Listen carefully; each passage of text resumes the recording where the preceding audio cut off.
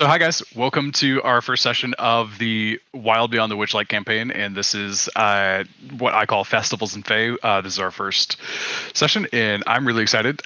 So our story starts off with all of you are members or natives of the Sword Coast, a portion of Faerun that is high in coastal and water-based trade and culture and philanthropy and wealth. Overall, there's lots of different types of uh, businesses and cities that exist there, and you guys are all from one of them, each of you respectively from a different place. But you are all, for bits and purposes, nearby to Candlekeep. And Candlekeep is a library city. The entrance to get into Candlekeep, this massive kind of peninsula city that is just like looks like series of spires and towers and like kind of like several castles built inside of like a ring on an island with a bridge going out to like the mainland. The entrance to Candlekeep, you have to bring some form of knowledge, a piece of like a book that they do not already have inside of one of their libraries. And those of you that have gained entrance into Candlekeep, you have already made that transaction. But you are all nearby, and in addition to you being nearby, it is also a semi-recurring event happening right now. The excuse me, the Witchlight Carnival is happening once every 8 years by people's retellings. The Twilight Fae Carnival comes to this part of the world, and it's told and to be very whimsical and mysterious, and lots of mystery and intrigue and just incredible awe-inspiring performances are generally displayed here. And for various reasons, you have all decided to join into the attended the campaign or the attend the carnival this time. And some of you may have seen a few images like this that I'm putting into Discord. Large carts, a portal opening up in the sky with large carts raining down, horses and foxes pulling these carts and wagons and supplies for the carnival, just coming straight out of the sky, each one of them having a pair of butterfly wings on the back of them, of various sizes and colors. That the sizes and colors match the sizes and colors on the back of the wagons as well, and just like a graceful flapping of the wings. There's glitter and petals that just drift everywhere. You've probably seen this within the last couple of days as the carnival comes in and sets up nearby outside of the walls of Candlekeep in a spacious area where it's big enough to house the carnival. In what seems like an impossible task, carnival wasn't there yesterday, and then in today, it was just perfectly erected. Everything is present. There is rides and towns and music and lights and a new river that surrounds the carnival. At trees, stands, obviously put up by some sort of crazy magic. This carnival has nearly instantly appeared on the outskirts, and there is a large amount of hustle and bustle leading up to entrance of this. And for all of you, you have various compelling needs to go to the carnival, be it mystery, curiosity, pure entertainment. You all arrive near the gates of the carnival, and you walk up to a ticket booth. And let me put you all on the map. Okay, cool. We're not like minuscule, so this is good. I grabbed the same person twice. All right. And as you all approach the gates, and I will leave the other ones off because they're not present. none of you have met each other before. You're all here for, attending for your own purposes by yourself, with the exception of Troy, who probably has his followers with him. And there's a crowd of people, just massive lines come up, and like as you get close enough to see the ticket booth, you see people talking in there, and there's this old crouchy, like grumpy looking goblin who's at the booth and like has a spyglass up just to like look at the people in front of him, like he can't see, and he's got like an ear horn, obviously unable to hear, and just seems to be conversing with people. And as soon as you see that, you look around and you feel the carnival nearby you, you're instantly reminded that you have been here before. Perhaps on the last trip here, or maybe one that was earlier in your childhood. One of the 8-year cycles caught you, and you begin to remember.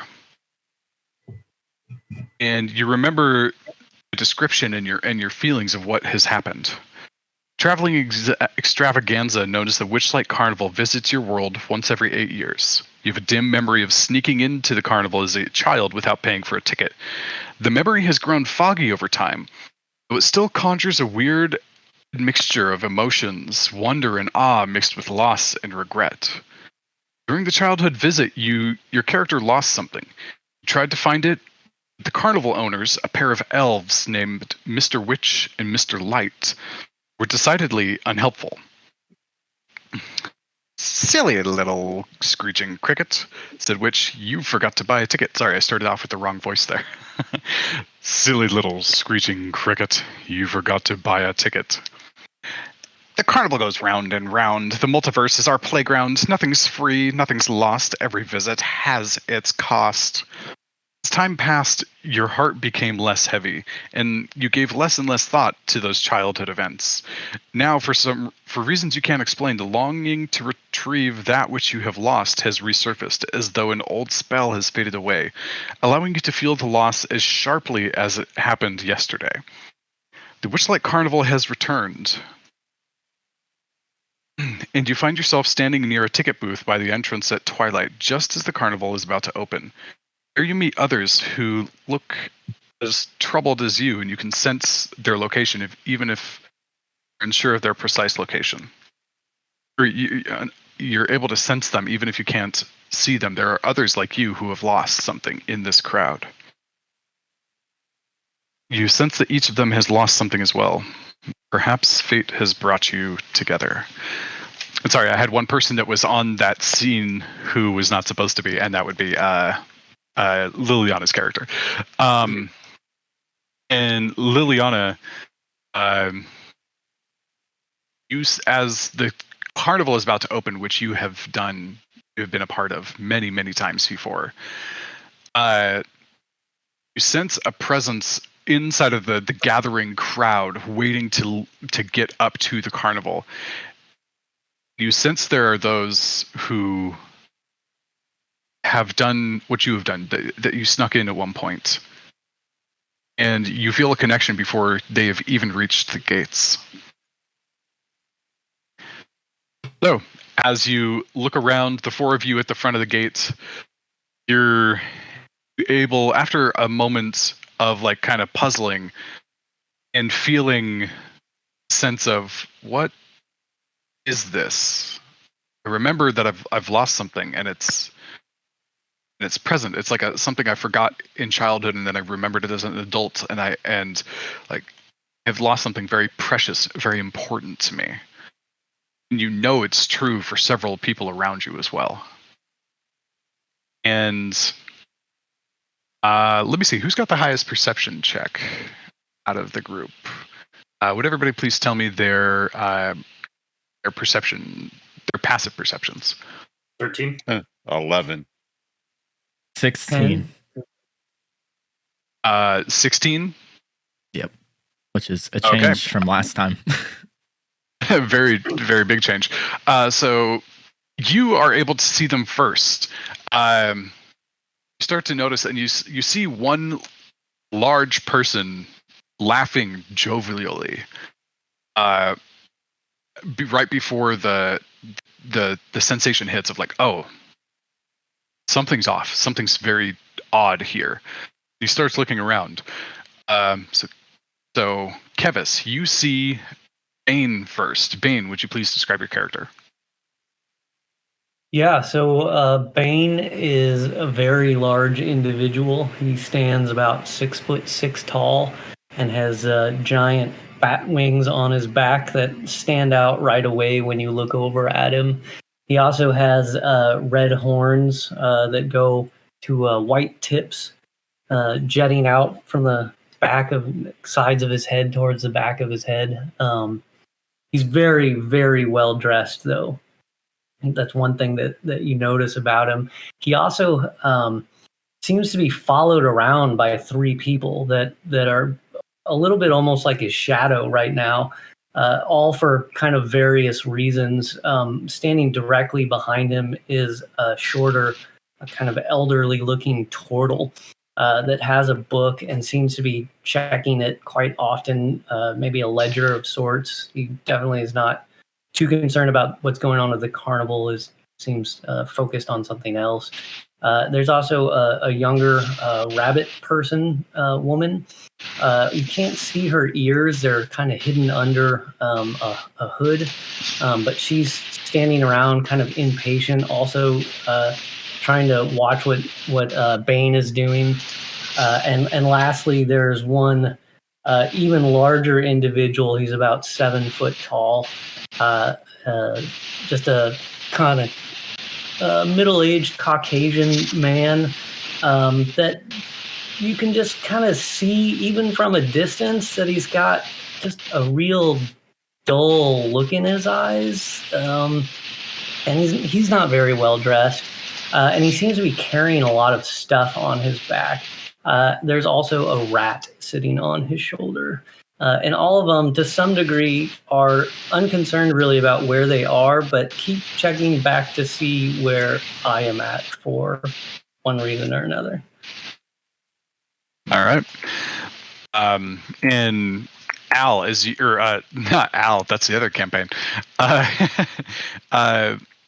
This large individual, you look around and you see somebody staring straight at you through the crowd, and you sense that they are one of the ones that are similar to you. Kevis, would you please describe your character? Yeah. So Kevis, he's got pointed ears, elf ears, pretty dressed, more of a kind of like an adventurer. He's got leather tunic, pants with kind of I wouldn't say a skirt, but a half skirt around his legs. To his sides are 2 short swords that look very, very unique. They kind of give off the aspect that they're kind of like family heirloom kind of aspects. He is, when you go up and look in his face, he's got hazel eyes that kind of stick out for his personality. Some unique features on him, though, that you notice is he's kind of got his hair shaved into a mohawk where the sides there's no hair, and it's just running down. But where there's that no hair, he's sprouting some tiny little antlers from his side that seem kind of out of the ordinary, especially on an elf-looking individual that you'd see for himself. He gives off the kind of atmosphere of like he's friendly. He likes to be around people. Easy to come up to and talk to. And he's just kind of amazed. He's got this kind of look in his eyes of like forgetfulness, but also relief. He feels somewhat at home, as you can kind of give off the personality as you look at him. Excellent. Perfect. Next, Eli, you see these two connecting with each other, and you kind of walk up to the elf with the horns. You just kind of look at him, and Travis, you look down, and there's a smaller person looking up at you quizzically. Mike, would you please describe your character? Yeah, sure. So as you see me, you see a small-statured goblin-like creature.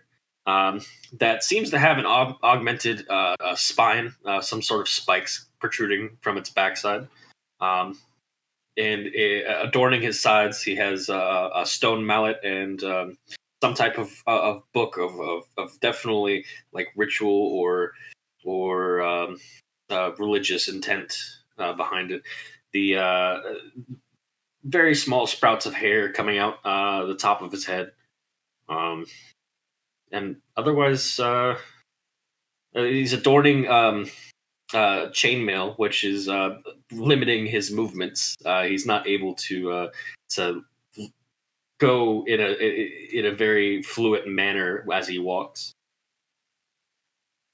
I feel like he just shuffles. Yeah, kind of. It's kind of like a big dress that you can't take a big step in. Yeah. Excellent. And then lastly, kind of over to the side of the crowd, not like trying to be near people quite as much. There's one last one that it's kind of like a connect the dots of like between Kevis and Bane, and then including Eli, and then over, and it's like this almost perfect square of like the four of you are seen. And three of you at once turn over and see a little bit of a more reclusive person. And Jason, would you please describe your character? Yeah. So I am a light purplish skinned, somewhat tall, not maybe compared to, I guess, Moose. But we don't know his name yet. Just under 6 foot tall. No pupils. Eyes are silver. Just silver. The picture there has a halo. There's no halo. But not a very well dressed guy, but extremely good looking. So he's making the clothes work. He's looking around. He's kind of offset a bit, but as soon as he sees you three look at him, he gets a very big smile on his face and immediately walks over. Like, are you guys looking at me? Did you guys lose your books? I lost a book. Can you read? Why do you, what? No.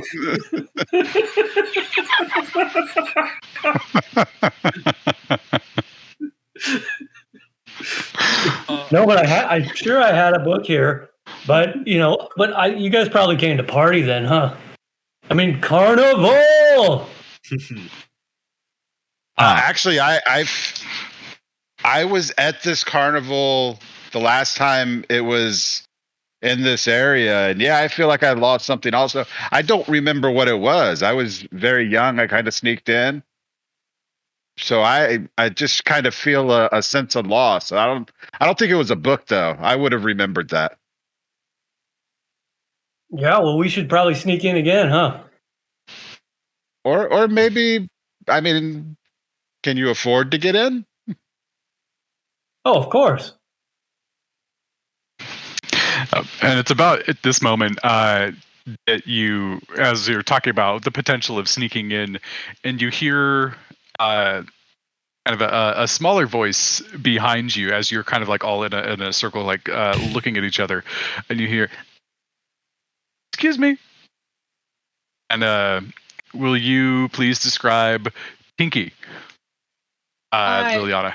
Yeah. So, Pinky is a small fairy. She's very pink. She has bright, glittery pink wings. She's wearing like a very floral type dress.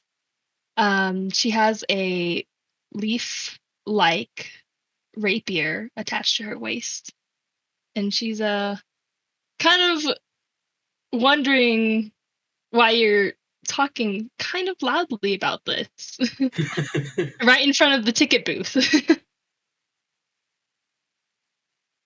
Only one of us is really talking about it. Oh, well, if you guys are thinking of coming in, I do advise You can get us in? buying yourself All a right. ticket. You get us in? If you purchase a ticket, I can. Yeah, I could show you Oh. around. So at that Well, point, that's how everybody's getting in. so while they're talking, I think I love Bane so much right now. Kevis would start to walk up to the ticket booth with the assumption that he's just going to pay for a ticket to get in because he's in the same mindset. He's got that feeling he's lost something. And he's trying to figure it out. But he's not going to like push his way. It's just kind of all right. Politely walks through up to the ticket booth. All right, sounds good. And it takes a little bit of time before you're able to get up to the booth, but eventually you do, and like the four of you kind of becoming like an oddly like just kind of free-formed group that like shoves along. And Kevis, you're the first one up to the booth, and the goblin looks up at you. How many tickets? Yeah, sir, just one. What? Say it again. He leans forward. Yeah, he would notice the horn. He leaned forward closer to the horn and slightly louder than normal speaking pronounces that he just wants one. To kind of be one. Got it. Cool. And like let me see your 8 silver pieces, please. I'll hand that over. Okay, and he like gets it. He like looks. He takes his telescope and his periscope and kind of looks down at it. Kind of looks back up at you and says, you're one of them." I think at that point, he would take a step back. What do you mean, one of them? Your money's no good here. And he pulls out a stack of tickets and he says, "You've been sponsored." Sponsored? Sponsored, yeah. By who? Can't say. Don't know. Somebody wanted you to have a ticket. And he like looks around and like looks at all of you with his glasses like, actually, it's all of you. Not the old man, the big one, and the kind of grumpy looking rabbit lady. Sorry, you got to pay for them. But the rest of you, somebody wanted you to come. Enjoy. And for you, that'll be 24 silver pieces for a lot standing behind you, big one. Yeah, Shellsworth, pay the man. And Shellsworth kind of like begrudgingly comes up, like opens a coin pouch and's like, "For you, thank you," and like gathers the tickets and like hands them off. And before you go, the grouchy goblin looks at you all and says, "Each ticket's good for 8 punches. You can buy things, you can ride things, you can play things with punches. Ask each booth. But once each ticket has 8 punches, it's no good anymore. You can just keep it and like frame it and put it on your wall, whatever." Got it. 8 free punches. Don't punch anything. As he says that, I had punched the big one in our group. You feel nothing. Okay. It's just like a. No. They have like a clip thing. Like you go to a booth and they'll like put a hole in your ticket and it's like you get 8 ticket holes. I shouldn't have said punch with this guy here. Different kind of punch. Got it. Different kind of punch. All right, so yeah, going. And here's a map. And he hands you a map. And if you guys zoom out significantly, Whoa. This is what the map looks like. And the sounds of a carnival are all around you, even as even though you were maybe one of the first several hundred people in, it already sounds like it's come to life.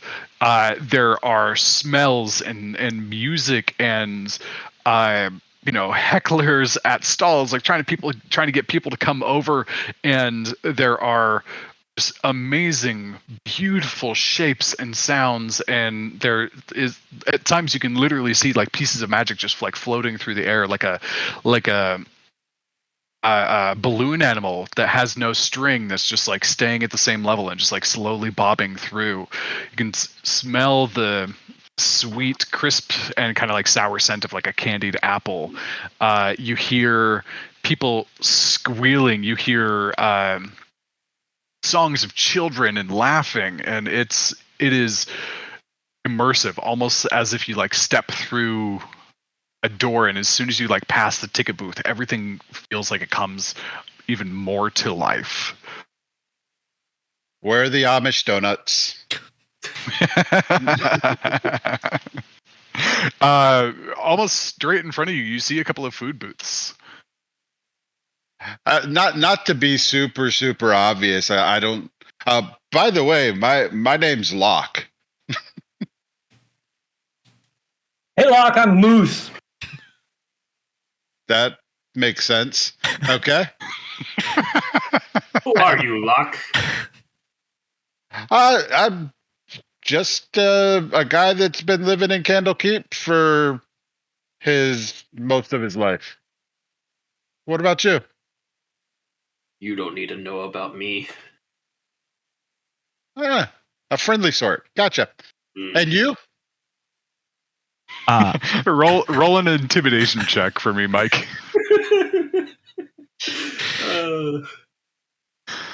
Jason, I have to get used to your character. I'm so used to your other one. That's a slightly different guy. Right, you should be able to like double click on your icon, and then you have the list of skills inside of Foundry. Yeah, and you should be able to just click on one of those for intimidation.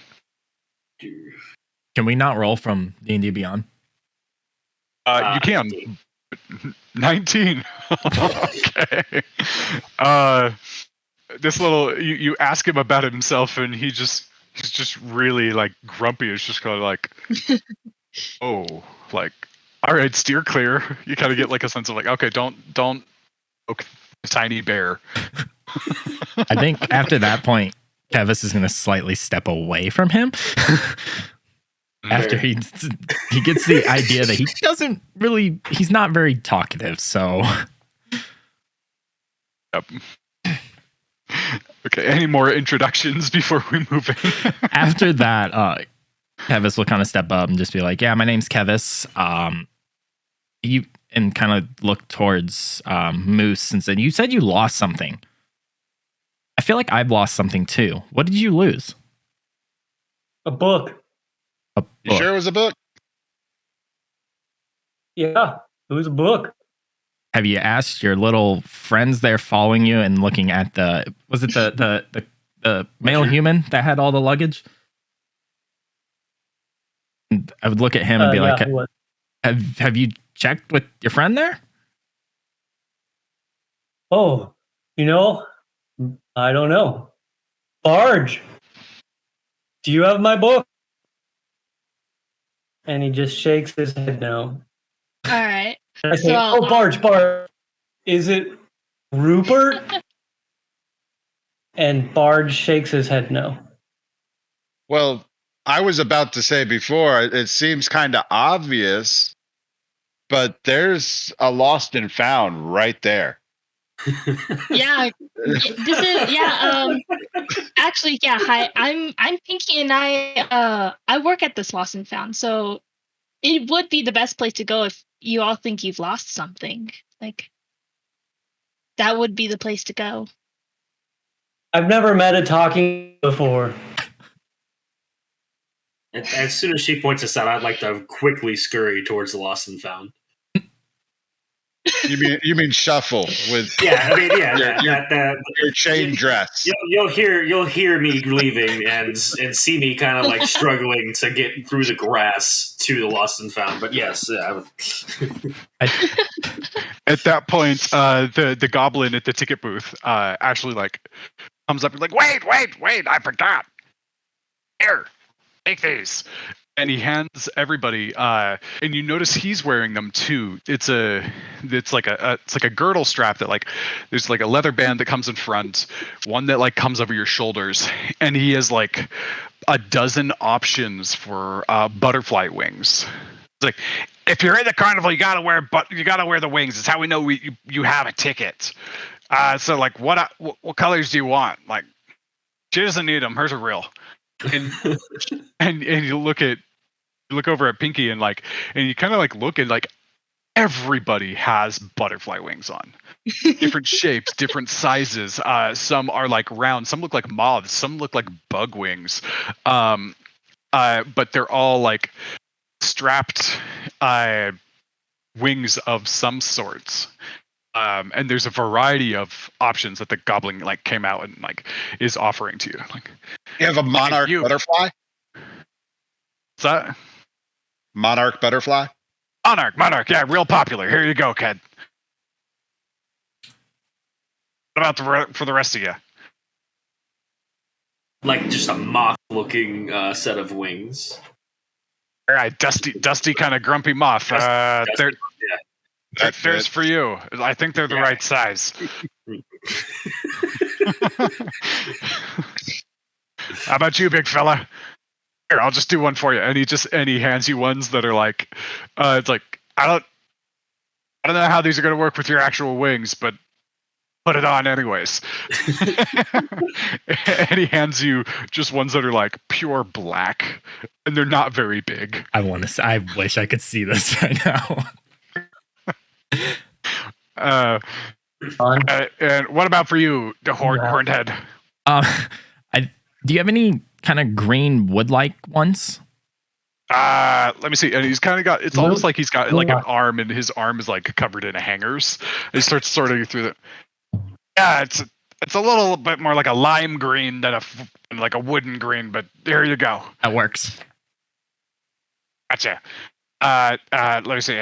And you and like then he exchanges a couple of more options with the followers of Bane of Moose here. Keeping a gray like a gray butterfly motif, beautiful but not a moth.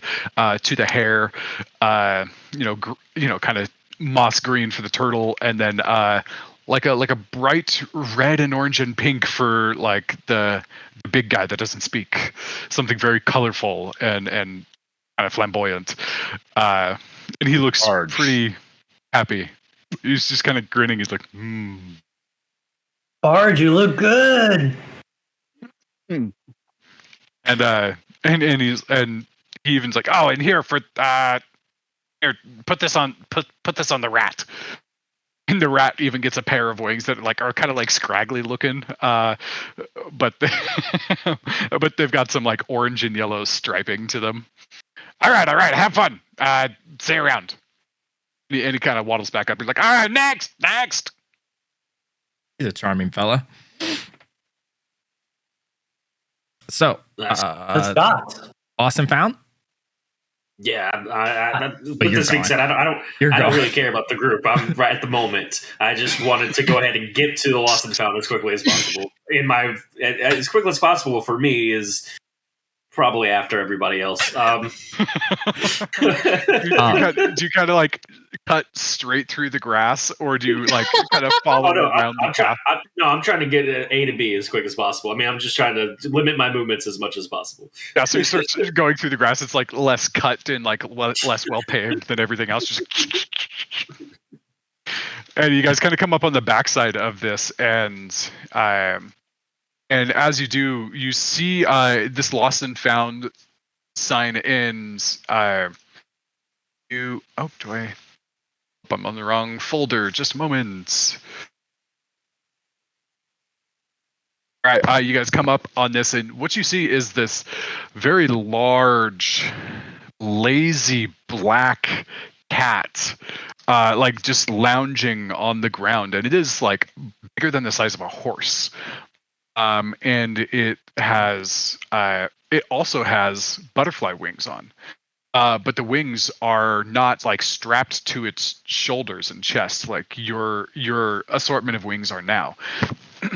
The cat has like scars on its face. It looks like a big panther, long black tail kind of circled around the ground. It almost it has a casque underneath its neck like a Saint Bernard. And it has 6 different legs, all of which are adorned in kind of a brass bracelet type thing, and it's got like a lot of like braided cord down its back. One of its eyes doesn't look like it works quite as well as the other one, and then there are 2 very large black tentacles that rise up from its back, and that is where the butterfly wings are attached. Each tentacle has 1 wing on the side of it, and here, I'll throw this in now. Come on, stop that. My favorite. You see this big cat playing with a couple of boys, and like he just, like the boys are like climbing over him. It's like an old dog that just like doesn't care. It's like, yeah, kids, do whatever you want. As soon as Kevin sees that, he makes a beeline right for it. I think seeing him run off, I'd probably go and follow him. Wait, no, there's a path. Oh, but oh, run all the way around. Nope, we're running. I'm running through. I'm flying through here. Yep. Speed of light. Okay, cool. So you guys do all get over there. Can everybody control their character? Yeah. Cool. Jason, how about you? I'm sorry, I was very scrolled out.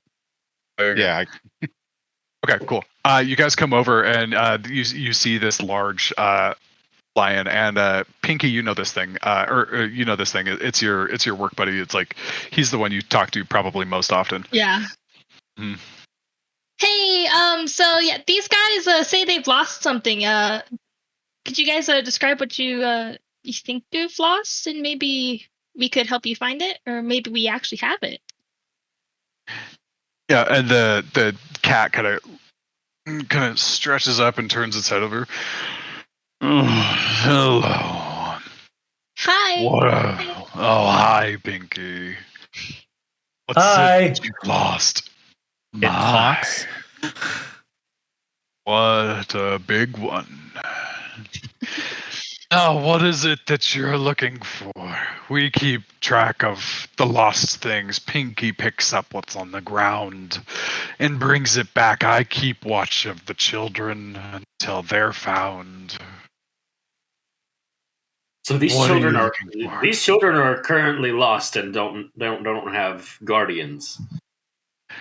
Yeah, that's their parents will come back. They asked us to. Sometimes they ask us to watch them, and it's not just that they're lost.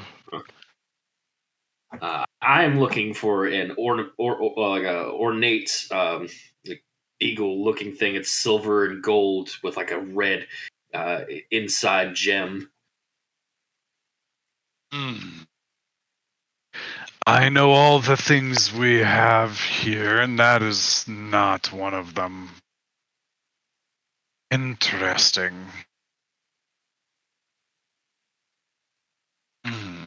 Wait a minute. There's something lost that's not at the lost and found.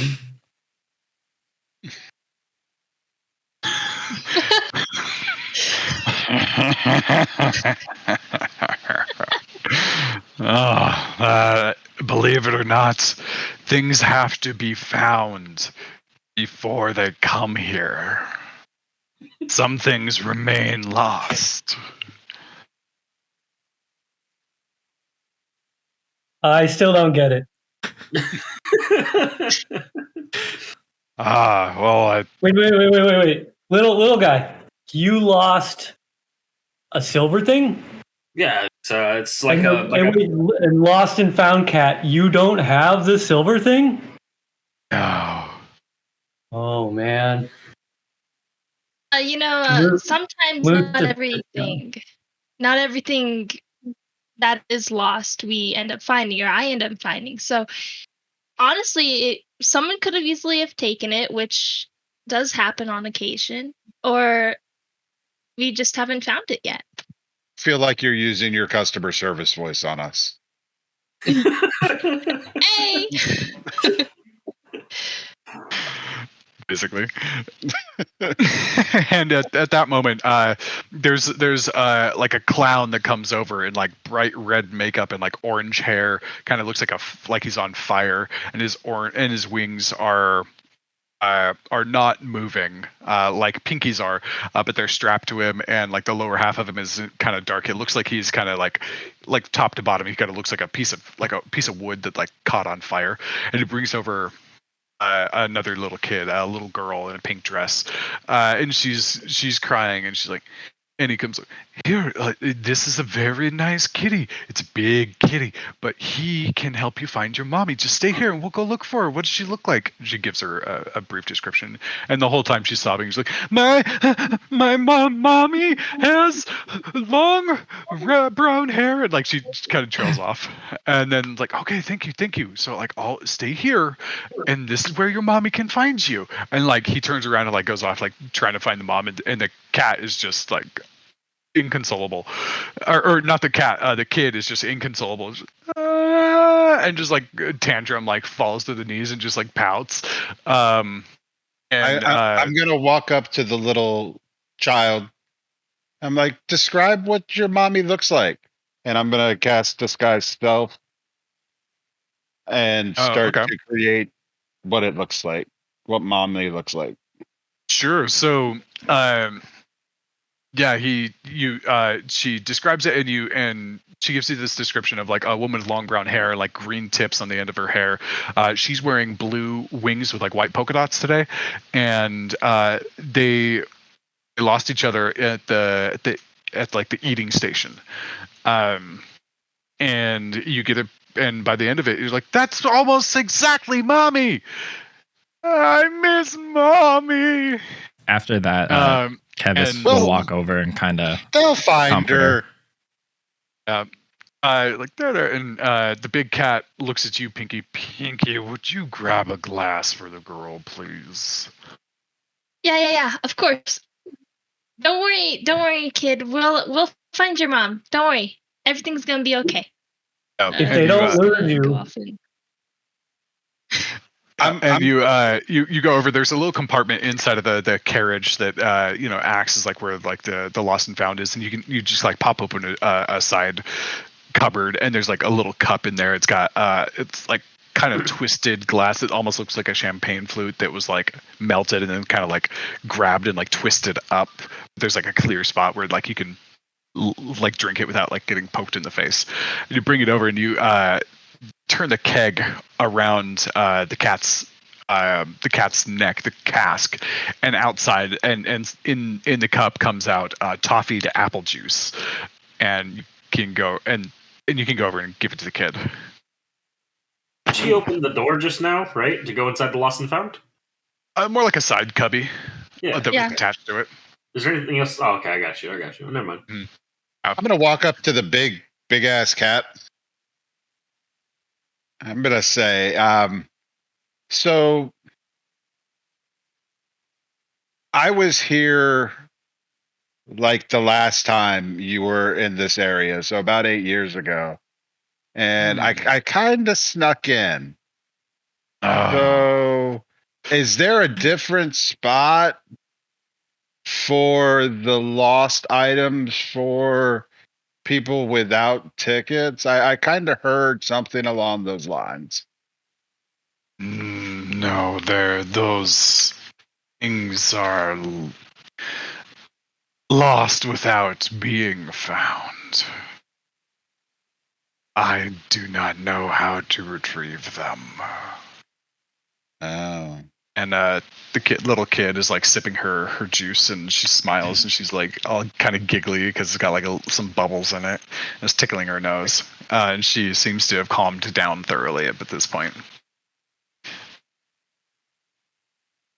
I think this whole time, while everyone else is having the conversation, Kevis is just kind of stand back, but notice he's holding on to some like amulet or locket, just kind of standing there waiting. And he looks up at you and he says in Sylvan, "Oh, what have you lost, touched?" So Kevis kind of look up and be like, I'm pretty confident what I've lost is not a physical object, so I don't think you would have it. But actually, he'll step forward, open up the locket, show it to the cat, and ask, "Can you describe the people here?" And he looks at it for a moment, and this is all going on. They start speaking in a different tongue. Pixie or Pinky, you know what they're saying.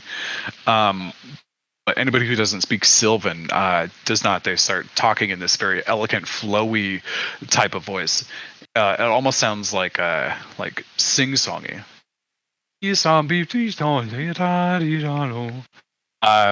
Something kind of like that. And the cat looks at it and he's like, "I see two people, rugged, woodsy types. One is sharp-chinned, dark eyes, short hair, muscular, green eyes.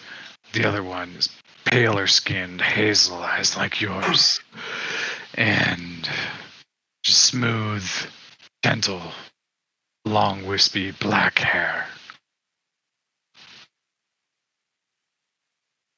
So after he describes that, turn the locket, look at it, and just I don't see what you see. I'm sorry, and then just kind of step back, still clutching the locket. That is something. And then he coming back into common. Sometimes the most loss comes from things that are not physical. And just kind of shakes his head or like nods. Like a fart. Yeah. And it's like he tries to respond, but he like can't fathom it, so he like stops. And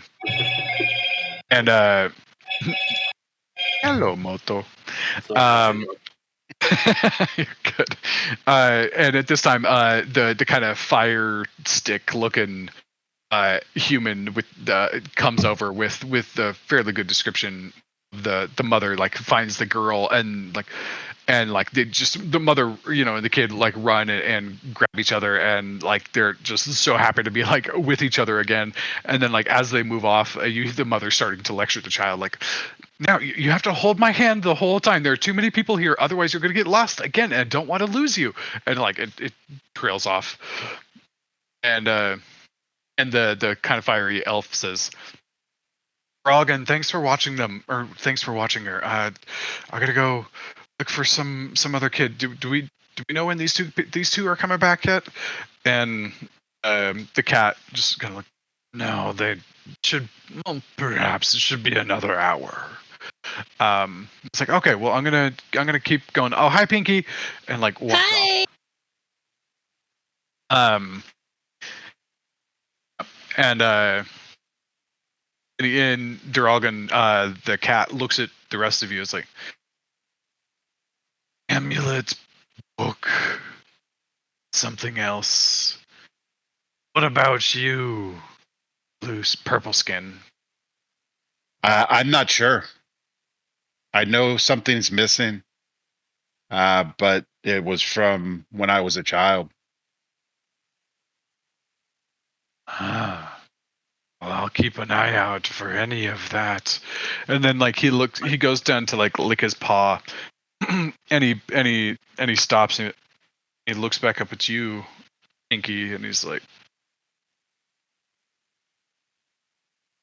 "What have you lost, Pinky? There's something new." I'm not quite sure what I've lost actually, but I'm sure I'll find it soon. Oh, you're the best at finding the lost things. So I hope you do. Thanks. And at this point, there's a series of toys like that are kind of spread out around the wagon to entertain the children and whatnot. And one in particular is in this small little round, this little round bed looks like for a smaller animal.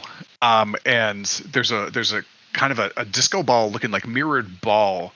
It's not quite quite as fragmented as a disco ball. It's somewhere between like a smooth sphere and like all these little plates, and it shines quite well in the light. And one of the kids grabs it and kind of runs over, and in a very very fast motion, Duralgan and like lashes out and like puts his paw on the ball and kind of growls. And the little boy just bolts in fear, like runs away from the cat. And as soon as he does, you see Duralgan's face just like kind of slacken, like, oh no. Oh, what have I done? Oh. I think you scared that kid. I didn't. Jura, that wasn't very nice of you.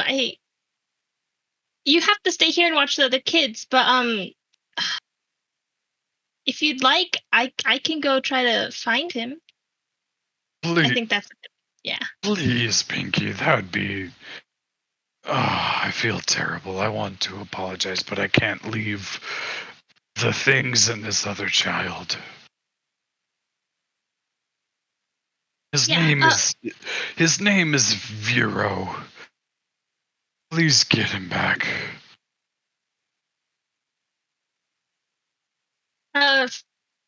I will do my utmost to bring him back here, and then you'll for sure have to apologize to him, I think. I will. Alwyn will stay with me. Please find his brother. Oh. I'll do that. So I think You want some help looking for him? Oh, if it's not an inconvenience to you, I'd love the help.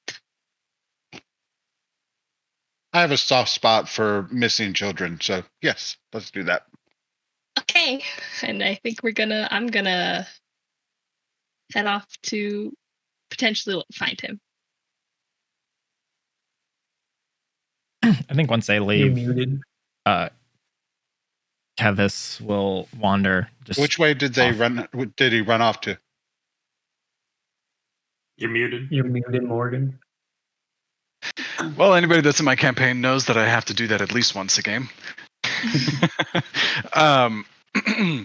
Duralgan's kind of facing his tail towards the river and kind of facing the other way. And when he growled, it was in the direction of the west. So the kid ran away to the west.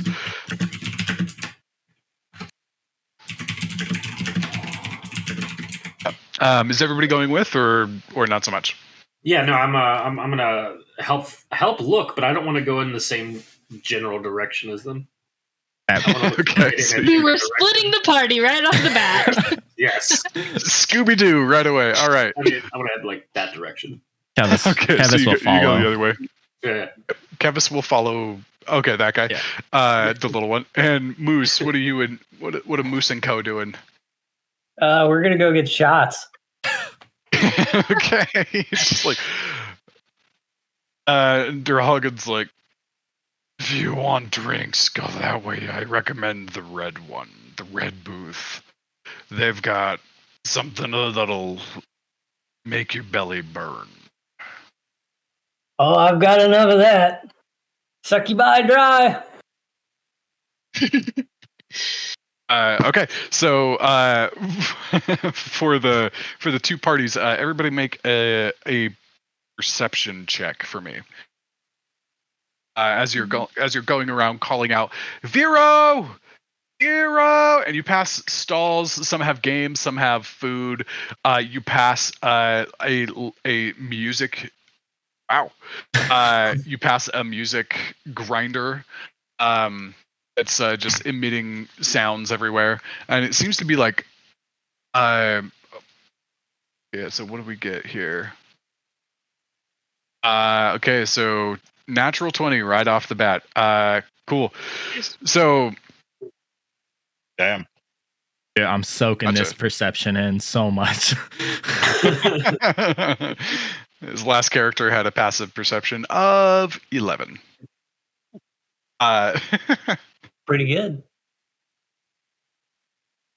Okay, so with that natural 20, the first thing that you see as you're coming by is there's this music grinder, this organ, and there's like a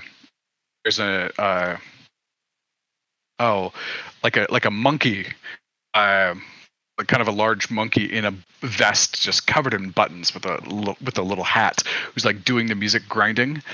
And then there's a goblin just wandering around in like a ladybug costume, and the music from that, you recognize it, like you've been hearing it since you walked in, and the music is everywhere. It seems to all be coming from this one source.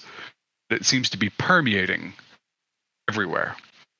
And then within a couple of minutes, you do find Tivo, and he's run over to the big circus tent, and he's hiding like next to a tree to the left of it.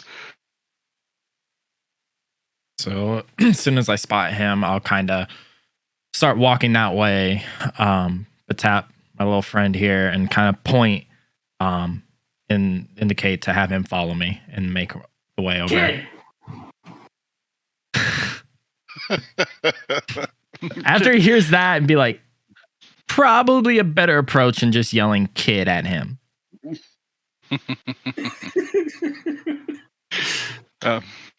And he kind of looks at it, and he kind of looks at you. And No, it's okay. I'll start to get down on his level and my friends, I guess. Kind of just to calm him down and just explain, hey. I know you're scared, but let's go back and talk to the big kitty. He's sorry for what you did, and just kind of just soothe him and calm him down to hopefully get him to come with us. Okay, roll a persuasion check. I almost want to ask you, and I have a 3-year-old, so I can say this. I want to ask you to roll a child handling check. It's a separate skill. It's like an animal handling. It's probably still animal handling. Hey, I would do that. I am fine with that. So he kind of looks at you like, is he still mad? No, he feels horrible, absolutely horrible, and he wants to apologize. Okay, did I do something wrong? No. He's just very protective of his stuff, is all. Let's go talk to him and start to like reach for him to lead him back. Oh, okay. And he kind of takes your hand and kind of instinctively like puts his other hand out to like grab your hands, Eli. Okay. He's got some shitty. I'll hesitate, but I will grab the child's hands with my tiny hand.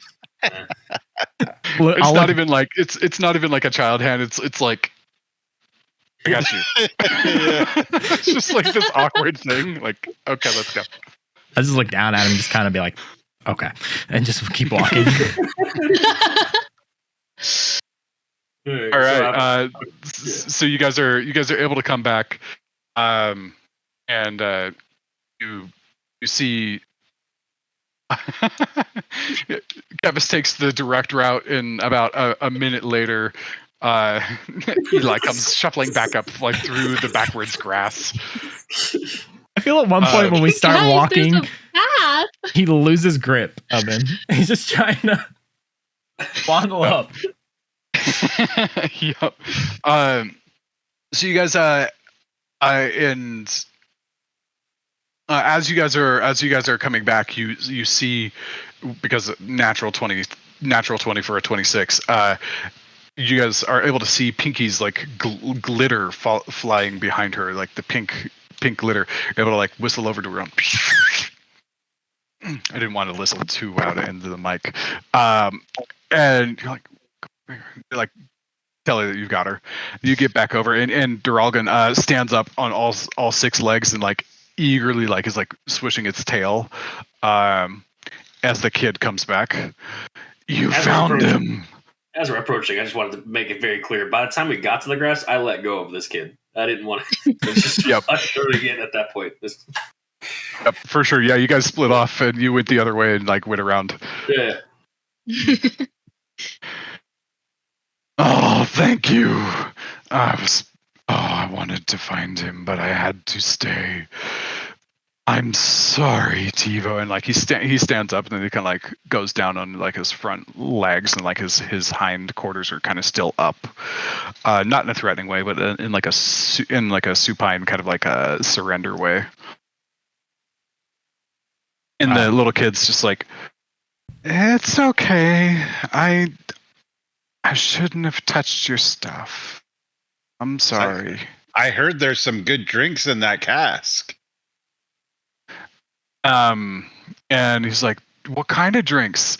And I was like, you're like bubbles. And the kid's like, yeah. And so you guys are able to grab the kid a drink and get him another a cup, and he starts drinking, and he's just like, oh, this is so good, my tongue is tingly, and just like drinks and like runs over and shares a little bit with his brother. He's like, I want one. And so like they get a second glass, and they're just enjoying themselves at this point. And Duralgan turns to you all and says, I'm very sorry. I did not mean to behave that way. I run this particular portion of the fair because I have also had a lost thing. My cub, her name was Star. She vanished from this carnival without a trace. I have not seen her in years. And that ball in that bed was her favorite plaything. It's the only thing that gives me comfort in remembering her. And I reacted poorly when Vito touched it. Where did you lose Star? I don't know. At one point I was roaming and keeping an eye on the security of the carnival, and she was with me, and we rounded a corner, and rotating characters on accident, my bad. I thought she was with me near the big top, and then I looked back and she was gone. And I have not seen her since. Where was the carnival then? It was. And he thinks about it. I don't know. We travel so often that this is the only place that I see. I don't when owners say we pack up, and then we set out and we do that, and I never go outside of the carnival, so I rarely know where we are. Where are we now? We're in the Sword Coast. Near Candlekeep. It's been a long, long time. And he kind of trails off, thinking about something. And after a moment, he comes kind of back. He's like, I want to thank you.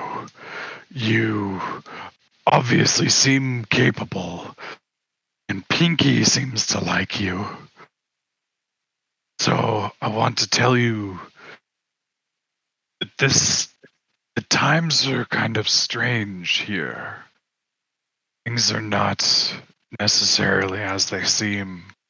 The carnival owners, Mr. Witch and Mr. Light, they're on edge. Something has changed. And they won't tell us what it is. If you to ask them about that, they won't answer. But Really there's something quickly. happening. Really quickly, who would be someone that would sponsor a group to come in free of charge? Kind of scrunches his head, and it kind of like his eyebrows get scrunched, and his nose kind of goes up, and he's thinking, "Would be anyone. Well, This is an extension of the Fae in your world. Fae are the most fickle of creatures, and they decide could be completely foreign to how you would think. So anything could happen." It's weird though, because all of us are missing something. All of us have lost something, and then all of a sudden somebody's paying for us to come in here. when he says that, does Kevis notice anything out of the ordinary? Like, are we being watched? Just anything just seem out of the ordinary, just in general, what's not already known? Roll a perception check. I like to think that Moose has made his way back from grabbing a drink and is currently trying to spike the foamy barrel.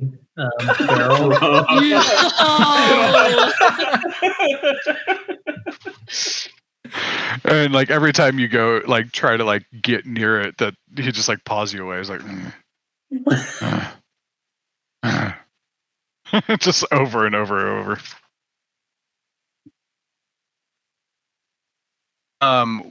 Did you roll? Natural 20. Yep, nat 20. Natural 20 again. Holy buckets! This makes man. up for all of the poor rolls I had last time. For real though. Sheesh. Okay, so yeah, there is something that you see. You're like looking around for anything odd, and two things kind of catch your eye. One is this kind of green-skinned, kind of hunched over creature walks into like one of the nearby stalls, kind of around their way right before it curves, and they don't have butterfly wings on. Okay. At that point, I think I would chime in just out loud to the group and just remind me, everyone here that has a ticket has to have wings, right? That's correct. Yeah, it's the rules. Okay. Kevin isn't going to say anything about what he saw just yet. But he'll keep an eye on that location. Okay. Is there a reason you brought this up though? Oh, no. I was just trying to remember. After 8 years, he kind of gets foggy. Yeah, so that's just curious. Yeah. Roll a deception check for me. Yeah, can I like insight this or something? Yep, you can. It should be a versus roll, right? Yep, it's a versus. Yeah. Yeah, what would we be using? Insight? Yeah, if yeah, insight versus deception. Oh, come on. Ooh. Okay. You don't get a sense that he's obviously lying a little bit, but yeah, he doesn't seem to have ill intent with it. Do I notice that she kind of is catching on? Roll your own insight check. Oh, this is I think knowing that he's hiding something, but it's not like this evil intent, I'll just kind of stop pushing so much on the question. You're like, crap, she found me out. Or she knows.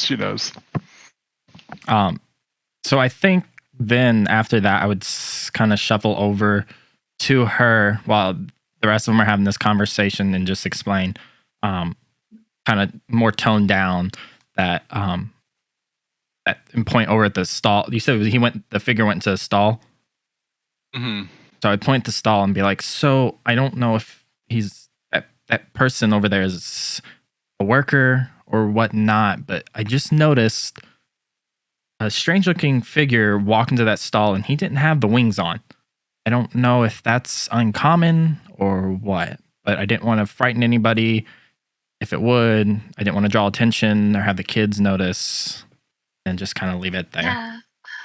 That's actually really wise of you.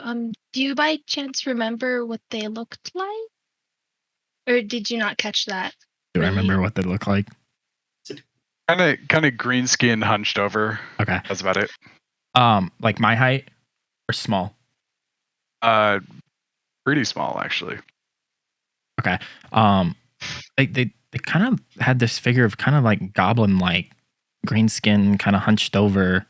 Kind of like our friend over there in point. What are you saying? Oh, nothing. Don't worry about it. It's all right. We're just talking. She's let me know about all the good stuff to do here. Why am I I doing feel this? like you're making an insinuation here. It's like the grumpiest little goblin. Well, actually, on the note that if you would all like to go around this carnival and see a few of the games and attractions that they have, there are some that are really fun. So, with that being said, I'd like to head to the Hall of Illusions. Okay. Awesome. Any other votes? I think Tevis would make his way over there eventually, but go the path to pass that stall and see and kind of get a closer look. Before you do that, I'm kind of the opposite way. The green thing kind of went up and around, and the Hall of Illusions is kind of like down on the other side. You're talking about this stall, right? Can you give me a ping? Oh, yeah. No, it's not one of those ones. It's more like you saw it very briefly, more like up there. Okay. Mm-hmm. Before that happens, I'm gonna lean into him again and say, yeah, there are a few people at this carnival that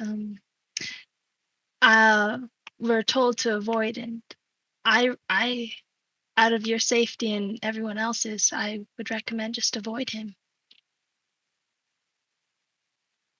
With that would pique his interest. Be like, what do you mean people here that you should avoid? It's a carnival, right? There's kids here. It should be safe and fun.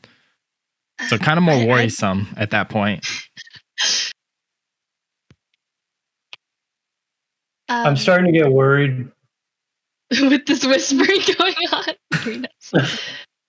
Also with that, after she says that, can I do an insight check? See if you're kind of what you did to me, if you're hiding something, because that would be kind of suspicious when you say people we should avoid. Go ahead and roll an insight. Deception. Can I try to pass this off? Yeah, you can. Oh boy. Geez, Quentin with the massive rolls today. Yeah, you get the sense that like she's very uncomfortable with this topic, and she doesn't seem like she's going to say more about it. Okay. Like just kind of one of those is like where you like kind of come up on a subject and it's like, Yeah, Okay. it's like just forget I said anything. Let's just go in a different direction than that one. So then I guess Tevis would then just kind of follow, but just kind of still glancing back over his shoulder. Very skeptical of that area. Sounds good. This is all Okay, being whispered, right? So we have no idea that this conversation even happened, right? If you're nearby, you do, but if you guys can hear it amongst yourselves if you are paying attention. I got you. Okay. Should have said it in different language. I I just realized we share a language. That wouldn't be suspicious at all. Yeah, make it more sketchy. Like we can't understand them. Right. It's like when like gossiping old like every once in a while like I come across like a like some old women at the gym or something and they like start talking in a different language. It's like I have no idea if they're talking about me or somebody else or what. They're definitely talking about me. Yeah, and everybody in the room is thinking about that same thing. It's like, nope, definitely talking about me. I think. Okay, cool. What route are you guys going down? Are you following Pinky? Or are you doing something else? I would follow Pinky at this point. At this point, I'm going to stick close because now I'm kind of suspicious. All right. Yeah, I don't really trust these guys yet, so I'm going to take a different route. I'm going to look for the Amish donuts. All right. Roll a perception check for snackage. Also, welcome to my life. No donuts for you. Yep, you're like, all I see is a fruit stand. Cinnamon roll? Come on, something. Elephant ear? Come on. Up.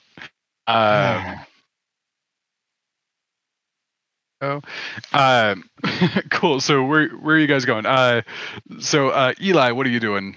I was heading to the Hall of Illusions. Okay, so you're just kind of going on your own. Is anybody going with him? I mean, where would you like to go? I know this carnival pretty well. I've worked here a while. Anything that piques your interest? You want some kind of carnival games, or do you want more puzzle-like things? Just adventure, fun, exciting stuff? Do we notice? I forgot your name, Eli. Do we notice him wander over to the Halls of Illusion?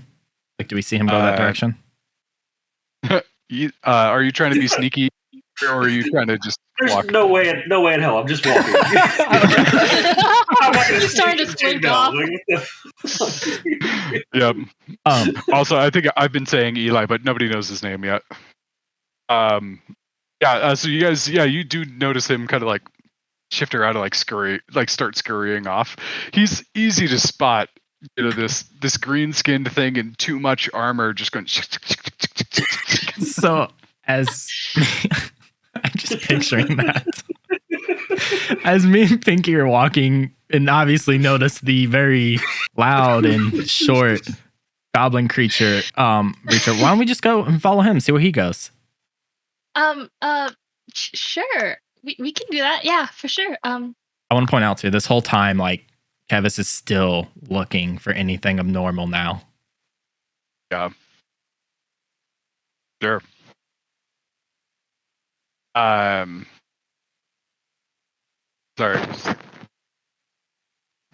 Okay, my headphones are like picking up some sort of like little tingling sound, and I was like, is that music or is that in my house? It's the music. Okay, just checking. Okay, cool. So you guys all follow to the Hall of Illusion? Okay, Moose cool. is going to go chanting the whole way, Carnival! Carnival! Carnival! Yep. And as you guys kind of pass, all of you kind of doing so kind of in different times, you pass the guy rolling the monkey rolling the music box. calls out, "Spare a button, if you please. I'll sew it next to all of these." And he's still going and gestures to his vest. "I offer nothing in its place besides a smile upon my face." And there's like a little goblin and it's like a tiny goblin and like way too big and round of a ladybug suit, and it looks like a ball with like tiny feet on it, going around with a cup, like grabbing buttons from various people, and like occasionally somebody's like, "Sure," and they like rip a button off their like vest or something and like throw it in. I'm gonna pull the button off the top of my pants. Please don't.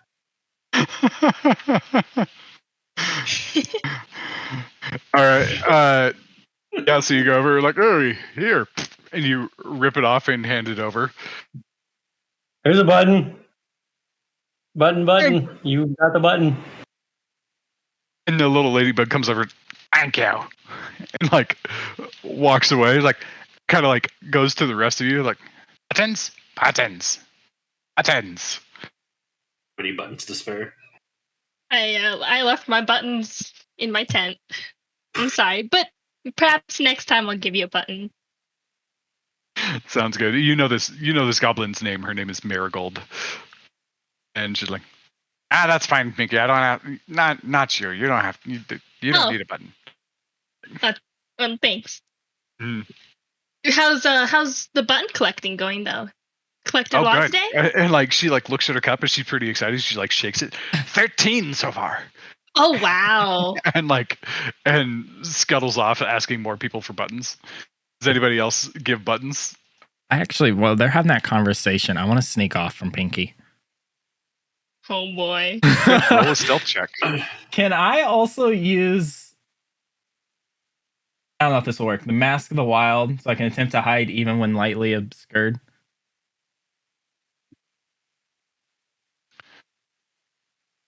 Link me the description of the thing. I don't know if that would work, but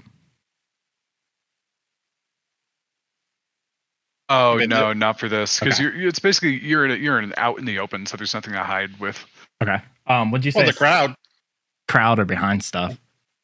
Right, but this is specifically like for natural blockages, not like blending into a crowd. Did you say stealth? So yeah, go ahead and roll a stealth check.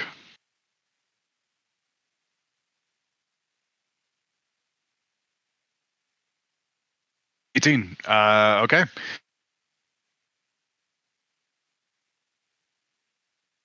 Okay, you feel like you're pretty well hidden, and you start to kind of sneak off. Would I? Oh, that's not what I wanted. I'm just gonna spend a moment longer talking to Marigold.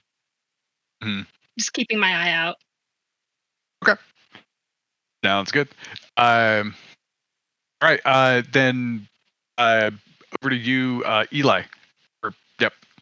Yeah. So I'm just gonna, since we're done with the monkey button business, gonna continue my trek over to the Hall of Illusion. Okay. Sounds good. And as you come up, kind of right here, there's a glass case with a wooden mannequin inside of it. It's a wooden mannequin of a grinning raven-haired woman is in witch's attire and has a green flowing cape, hovers inside the glass cabinet, not even like staked to like a pole or anything, just like kind of like hovering there with this little green doll. On top of the cabinet, the sign reads, "Tasha the Wizard, known for her hideous laughter." Halfling couple holds hands as they approach the glass cabinet ahead of you. One of the halflings is wearing butterfly face paint, and as he drops to one knee, he pulls out a small box from his pocket, and his sweetheart bursts into laughter and begins rolling on the ground. The halfling in face paint begins sobbing and darts into a nearby tent darts into the Hall of Illusions without getting his ticket punched, just utterly in shock and horror and dismay of like this proposal that he just gave up was met with like rolling on the ground laughter, and he is just utterly mortified. What a bitch. Wow. Yep. And Eli Moose and Hawk, excuse me. I'm still getting used to everybody's names. Everybody roll a history check for me, please.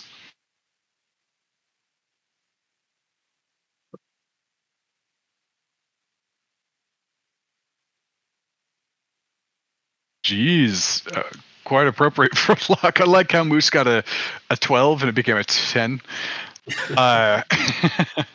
So Locke, you realize like, oh, okay, based on like the description and Tasha and like the look of the doll, like, oh, okay, Tasha was one of the pseudonyms for Igwilv, the Witch Queen, who was a legendary archmage.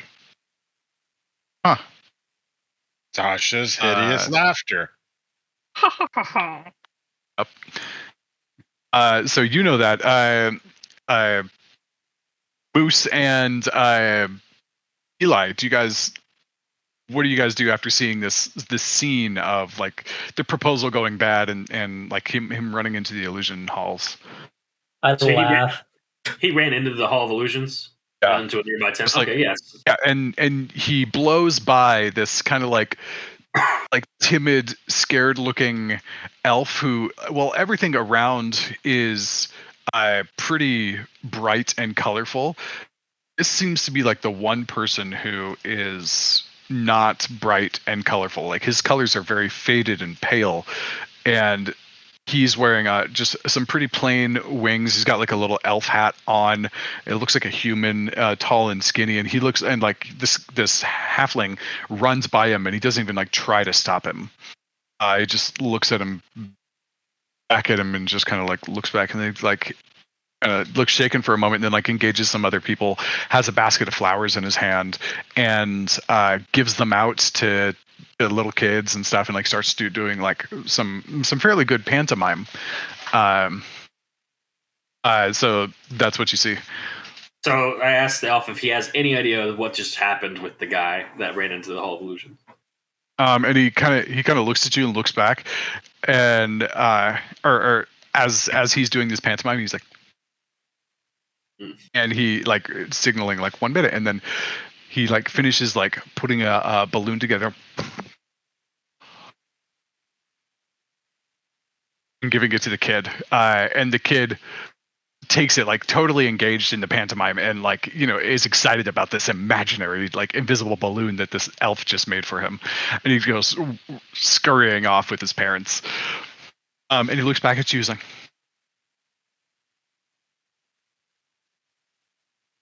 Cool. Does anyone know sign language here? Hey, Barge, are you related to this guy? and he kind of looks at your Barge is big 7 fellow. foot tall. I don't think they're related. Oh, well, I thought maybe they were related. As I'm Can saying, I get a balloon animal?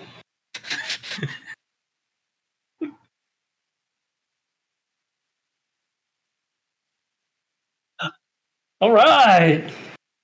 Hey, Barge, put this in the backpack. Can't wait for that thing to just pop out of nowhere. Nice.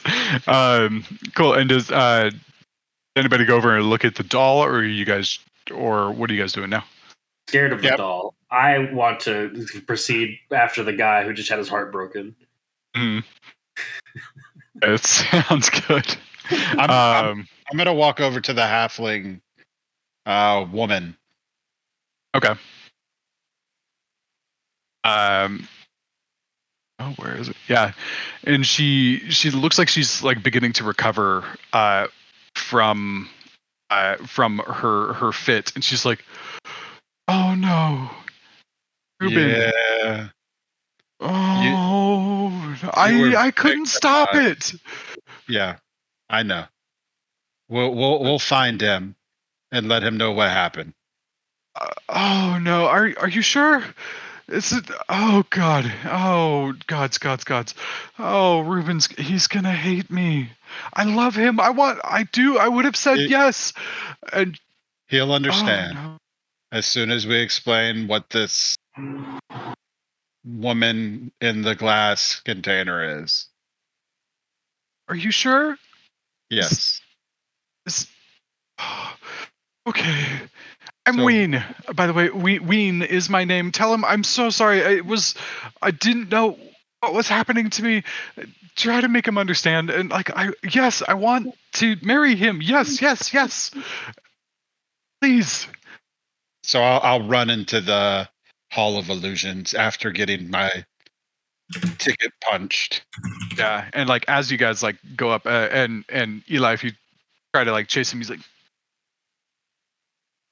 Okay, I got you. Yeah. So I present my card to be punched, and then I punch him in the hip to let him know that I want it punched.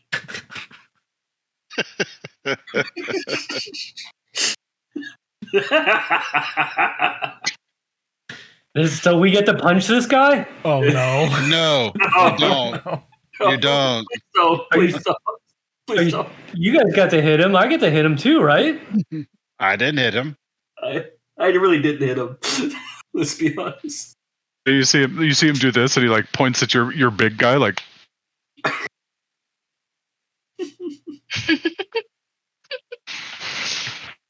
Don't hit him. and Shellsworth like, No. young sir, don't hit him. You would hurt him. Fine. I'll come by Get and him they to get their punch my ticket. they all get their tickets punched too. So all of you guys, keep track of how many punches you have on your ticket. So that's -1 for everybody that's going into the halls at the moment. Okay. I'm gonna punch the next one. All right. So, and like as you guys see what's passive perceptions on everybody that's going 13. in. Very high. 11. 10. Yep. Yeah. So the Eli with the 13, you kind of like look back, and you're about to go in. And you see the elf there, kind of like look like back at you and kind of seems nervous. Actually, with your passive insight, not your passive investigation, or not your passive perception. I just went through all three of them. Wow. He looks nervous. And you guys go in. Okay. Okay. So this large tent is painted with a mural, and like inside of the tent, it's just painted on the outside, and it. Excuse me, this is on the outside. The large tent is painted with a mural of shifting images that show grinning fairies diving into pools of color. There are stripes pointed across that rotate in spirals, and the whole display is kind of like confusing, and like things shift. It's a little bit like befuddling to the eyes. And you guys go in. And as you do, you walk inside, and it's immediately dark. Not like black, but there's not a lot of light in this place on purpose. You can tell. And as you do, you begin to look at you go in, and there's a series of mirrors in here, and you pass by one, and it's kind of wavy. It makes you look squat or like tall, like funhouse mirror style. And there's a series of them, and they're kind of funny. One squishes your face, one kind of like stretches you sideways, one makes your feet look huge, but the rest of you stay as is. And it's an amusing fuddlement of images on your own person. At one point, depending on how you stand next to each other, Moose is small and Eli is huge, and it's rather entertaining to be able to and it's a little bit like dark and kind of mysterious here, and there's even like a little bit of sound of like kind of like on purpose, kind of like making this a creepy vibe.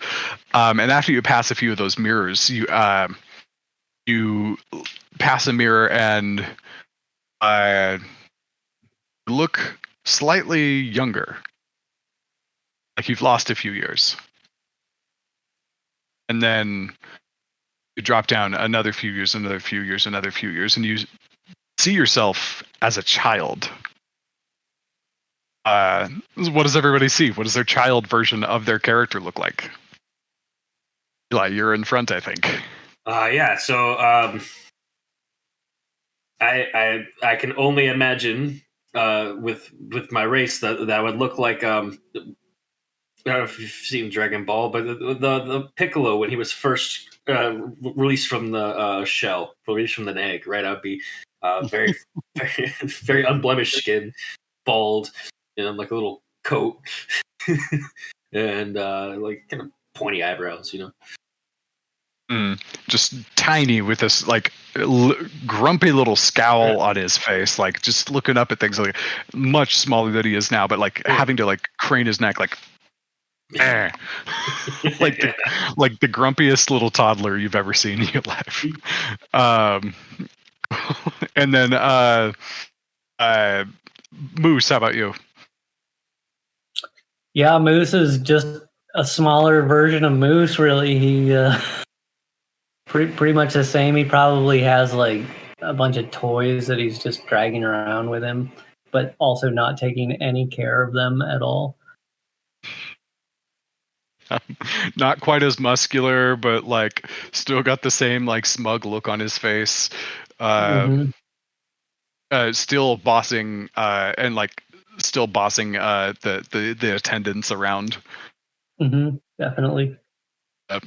Then Locke, how about you? Just a look of wonder. Very young, smiling, and enjoying himself. And what do you look like? What's the visual there? I'm still gonna look extremely similar to how I look now.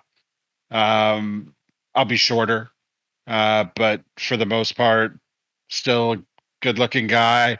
My clothes are probably in worse shape. I'm assuming the clothes change with the illusion, or is it the same clothes?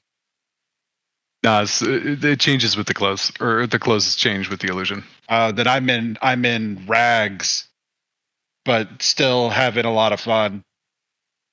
Have a ball in my hand, juggling, things like that. You guys pass, and the attendants look over too, and Shellsworth is, a very.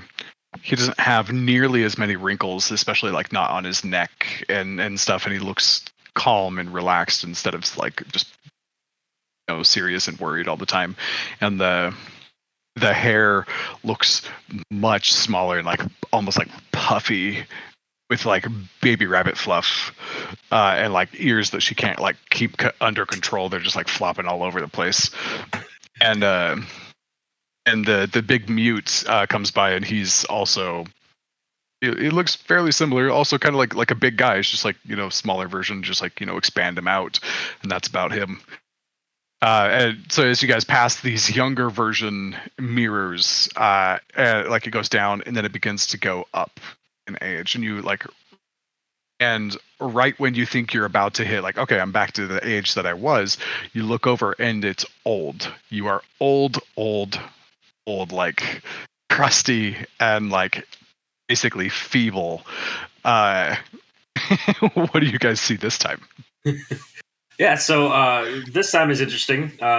I'm much taller in this scenario, obviously, and don't have much hair to speak of to begin with. But what little hair I do have on my hair is,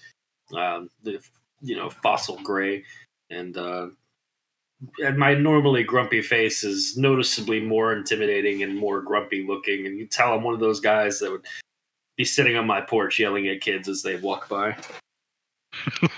Get off my lawn. Yeah. Get out of my swamp. All right. Moosin, for you.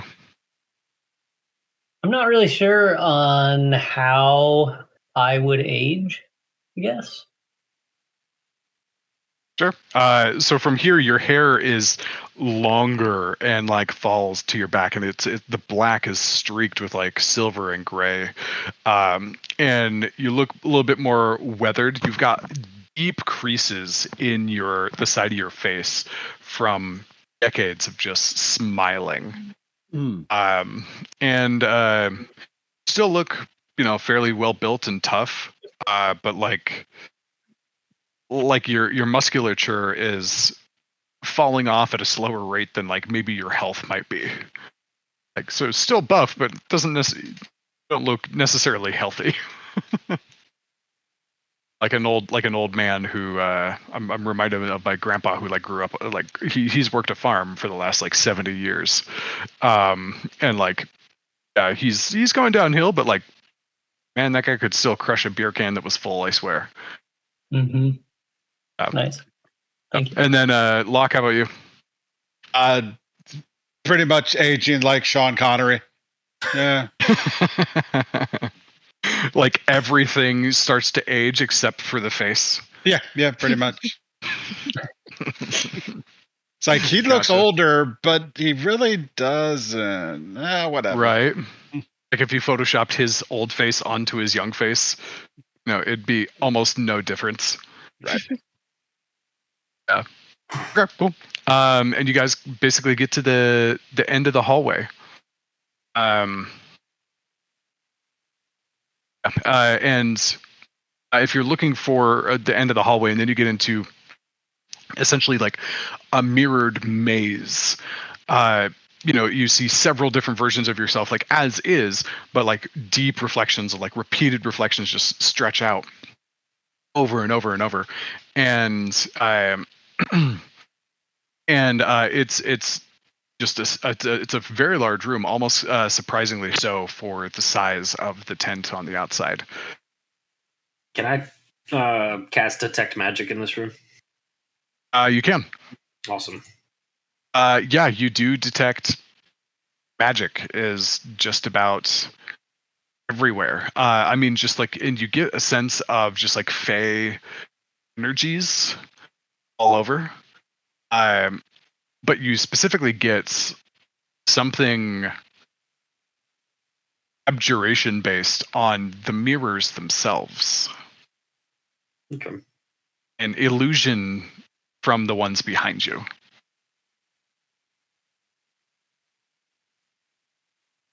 Do we see anybody else in this area?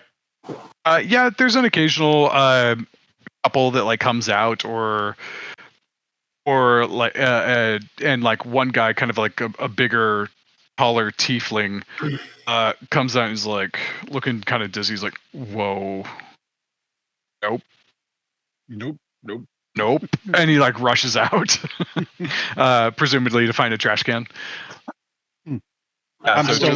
I'm looking for the halfling. Yeah, that's okay. Go ahead and give me a perception check. Oh, Jesus. Let me give you some guidance on that. And I reach over and set a hand on his shoulder and I say, never put more than 6 raccoons in a closet. wise words right there. Does that give me advantage, or does that just confuse me? You can add it. There you go. You would normally be able to add a D4 to your roll. Okay. Yep. So yeah, give me a couple of rolls there. Okay, so Locke's got a 16. How about for you, Eli? Sorry, I didn't realize I was participating in that. 19. 19. Okay. Wow. Natural 20. Yeah. Oh my gosh, guys, what is going on? Nobody's allowed to roll perception checks anymore for the rest of the campaign. Let me have this, Morgan. You guys have to fly blind forever. Okay, it takes you guys about a minute, but you kind of wind your way over to the right, and it kind of snakes back and forth a couple of times. You kind of hit the edge of the tent, and the edge of the tent is also mirrored. It's not like, oh, there's the tent flap. It's like, okay, there's also like It's right up on there, and you do eventually find Ruben, and he's inside of the maze, and he's just looking just completely disheartened, and he's staring at one particular mirror.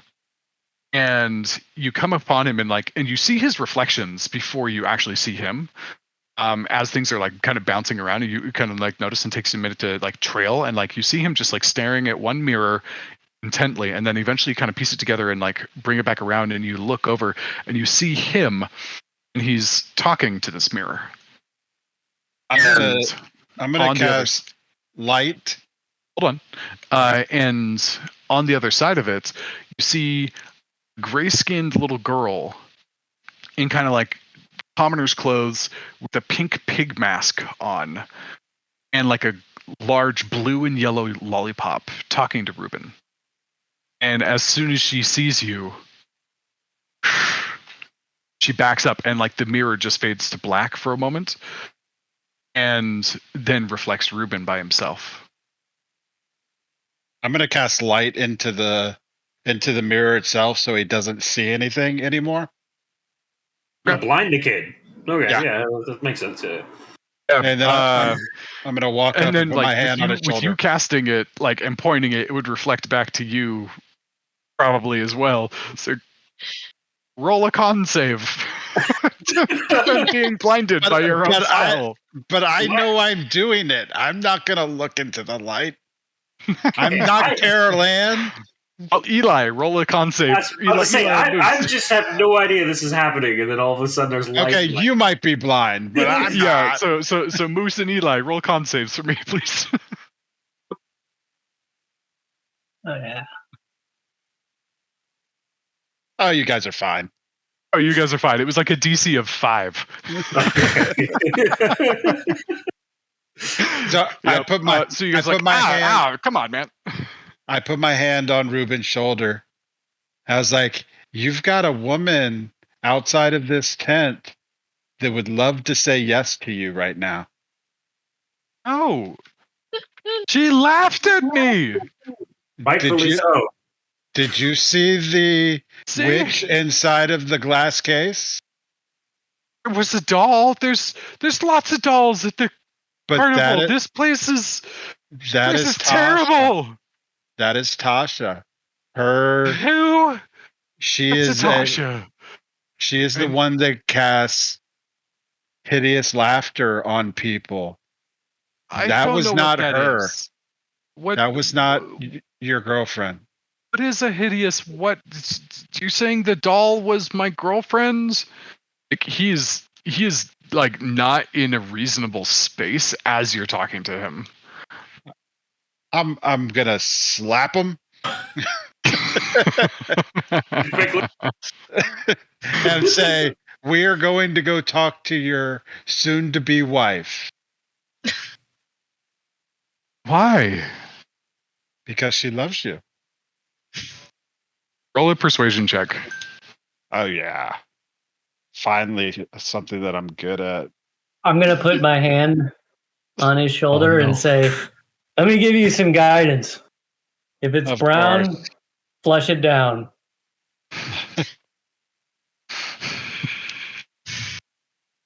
Did you just look up like frat boy motivational topics? I just tried to come up with unhelpful guidance. 16. 16. I'm like, all right. He's like, I thought she didn't want me. She does. Sure. Very. I talked to her before I came in here. She's still laughing? No. That wore off. It was a spell cast by the witch inside of the glass. Fucking hate that doll. As you should. All right. Let's go see your fiance. Try. Well, she hasn't said yes. Who are you going to believe? A complete stranger? I don't know. Ghostbusters? I don't know. Ah, man, I just watched Deep Blue Sea. Rappaport is, who you gonna trust? The whole time? Yeah. Yeah, so it's like, all right, well, let's okay, I guess. Let's take a little walk. Yeah, I guess it can't get worse. So might as well hope for the best. And maybe you're right. There's a lot of weird stuff that's happening here. So We are at a carnival. okay, sure. Don't forget what I said.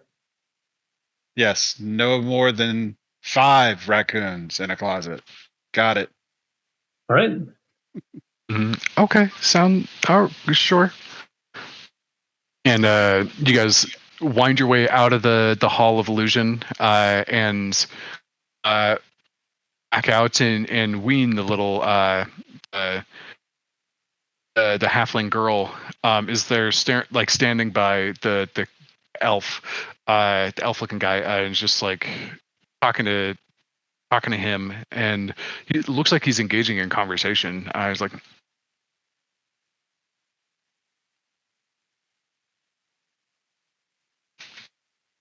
and like as he does that, like he kind of gestures, looks over, and he's like, Win. And Ruben like kind of like steps out, and he looks pretty shaken and still disheartened and like not enthusiastic. I mean, he looks a little bit brighter like when he sees her, but he also like kind of slumps at the same time. And Ween's, oh my God, Ruben! And like she runs up and like tackles him before he, like as he's like halfway down the stairs, like coming off the platform. And before he can even say anything, she's just they're just like laying on the stairs, and she's like, yes, yes, yes, and she's just kissing him over and over and over and over, and saying, I'm so sorry, I don't know what that was.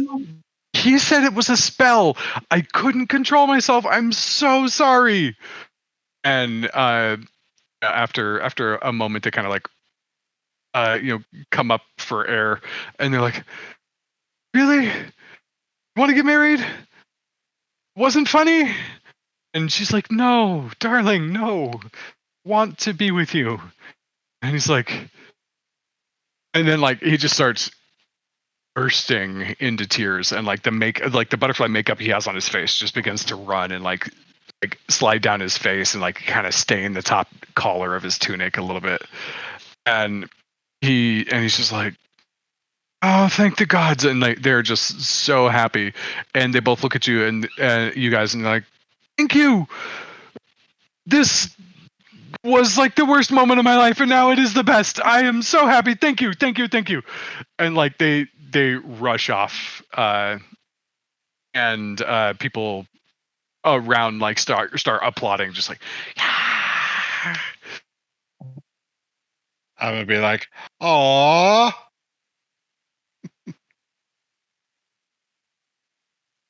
I'm just gonna look at Locke and say, that's a really nice thing you did for the kid. Yeah, that felt good. I'm glad that they're together. And Candlefoot, or no, you guys don't know his name. Crap. But you see a little name badge, and it says Candlefoot, Candlefoot the mime, and he looks at you, or like as this is all happening, and he looks sad. Like he's kind of like happy for them, but at the same time, he seems a little bit disheartened as well.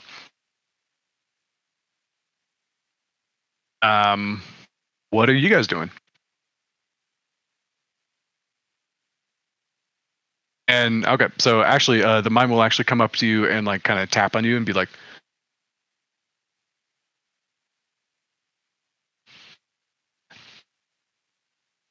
You need to throw up? I think he needs to throw up, guys. He said he was going to throw up.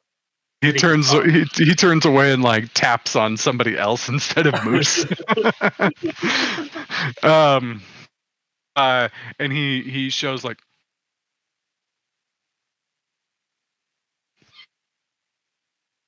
He actually like gets down on one knee and like acts like he's like opening up a locket. Like, I would like to hysterically laugh. I would like to buy a vowel. Okay, so Moose like doesn't get it. He's like, I gotta throw up. Eli starts laughing, and so he like kind of looks at you, kind of as the last one. Locke like desperately like, You also proposed to somebody, or you lost your voice? Both? Did they go into the Hall of Illusion?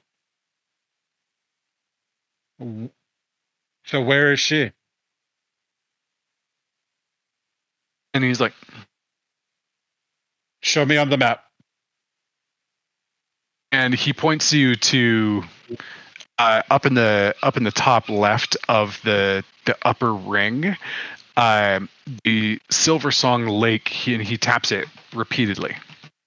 Silver Song. And he kind of motions it like, Oh, way up there. He's gonna throw up a bunch. Moose. and he takes a flower and he kind of like tucks it to your pocket and just taps it. That should help with the smell. He takes a couple more and like shoves them in there. So you were both on the Swans? No. He points to you. He points back to the map.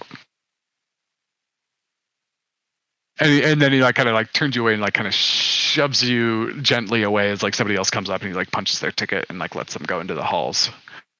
And with that, guys, that's where we'll take a break for a moment.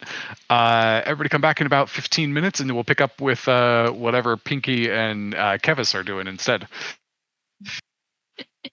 So three of you just split off and went to the Hall of Illusions. Had some strange things happen over there. A laughing cursed doll, a proposal gone wrong, a mime who lost his voice, and a hall of mirrors with a pig. So on the other side, while all that is happening, what are you guys doing on the Kevis, what are you sneaking off to do? I'm gonna try to make my way back over to that stall. Okay, so kind of going about it on the back end. Yep. Okay, sounds good. This is not necessarily like a closed off area or anything that you're in. It's really just kind of like a center circle, and you are able to like continue on and like get closer and closer to that stall. Okay. I'm gonna take the kind of long way And going this way. Yep. I'm just gonna sneak behind him, following.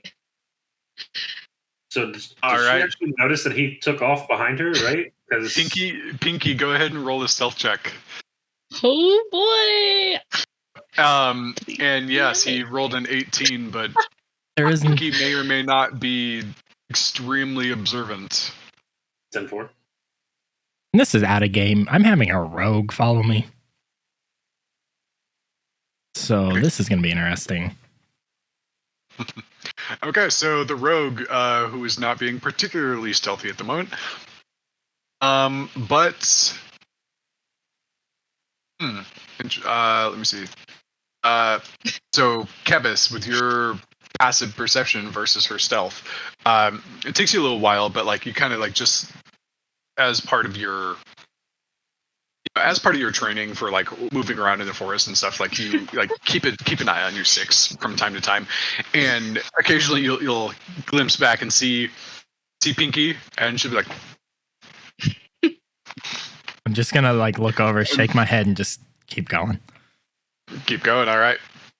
I think I'm like kind of seeing his gesture of just like shaking his head. I'm gonna like just actually approach him and be like, "Is there a reason you're trying to sneak off? I mean, originally I was trying to do this so I didn't want to cause any problems with everybody. But you seem to be really in particular of me not checking out this figure that isn't technically following the rules, and I'm guessing, just talking from experience, possibly snuck in, and I just want to check out and see if they're a threat, what's going on. I'm not going to talk to them. I promise. And I do understand your concerns. It's just like this is a carnival, and I feel like you should be having fun, and you having to worry about these things that really aren't your job to worry about. I just feel like you should find something more enjoyable. And we're right next to the carousel. We could ride some horses if you'd like. And I will have fun after I figure out what's going on over here. All right, Why don't we just go take a look? If nothing seems out of the ordinary, I'll drop it and we'll walk away and go find the others and find something to do. I will allow this so long as you let me keep an eye on you and kind of don't try to sneak off again. Okay, deal. Okay. All right, sounds good. So you guys are kind of making the loop back towards the hut that you saw, kind of like taking the roundabout way. Yeah. Okay. Sounds good. So go ahead and roll a perception check for me, Travis.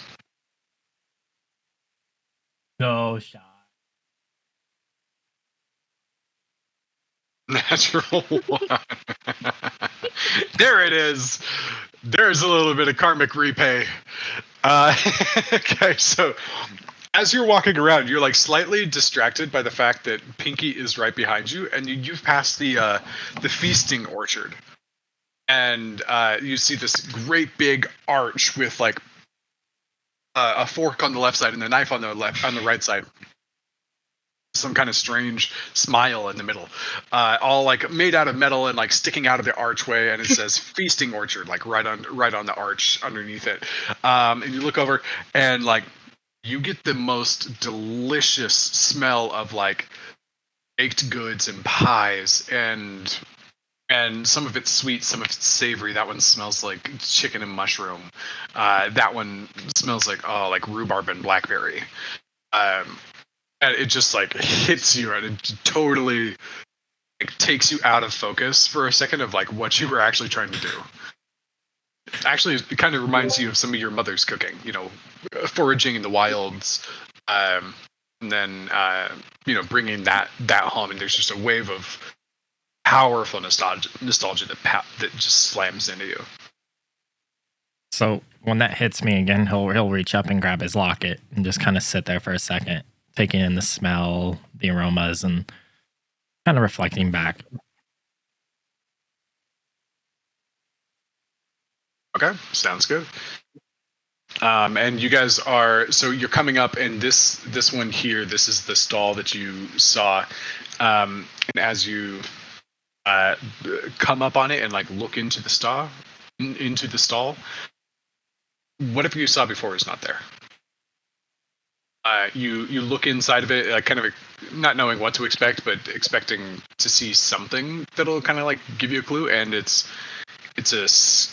on the back side. The little walkway is where the front side is. It's a square hat shop, and the hats look like the roof of this building. Square hats, you can put them on, and you can put them on your head. And there's like three gnomes running around in there that all have these like square hats, which is very odd because the stereotype of gnomes is like the cone hat, and these guys all have square pyramidal hats instead. Does anything look out of the ordinary? Like something was tampered, someone tried to find another way out? Oh. The natural one still is in effect at the moment. Yeah. You're still kind of distracted. Nothing seems out of place. Hey, welcome. You sir. Oh, those are some nice antlers you got there. They could probably use a hat. What do you say? green looks like your color. And if you want, we could do, a hat for each of your antlers, and then one in the middle, like maybe like a long, skinny one in the middle. What do you say? It'll be 2 gold.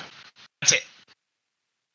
Good deal. He kind of sits there for a second, looks back at Pinky, realizing he told her he wasn't going to do anything, cause any problems. So, yeah, sure, I'll do that. 2 gold. He pulls out the gold and hands it over. 2 gold. Excellent. Color. What are your colors? What do you like? No, brown, green, and a bit of silver, perhaps. Yeah, that sounds perfect. Excellent. So he goes over to his like workbench. He's got like these hats, and they're all the same size. And he grabs one and like puts it on his workbench, and actually like does a little bit of hand casting, and like one of them shrinks down, and he shrinks the other one down, and he takes one and it stretches that out more into a rectangle rather than a square to kind of like match your mohawk.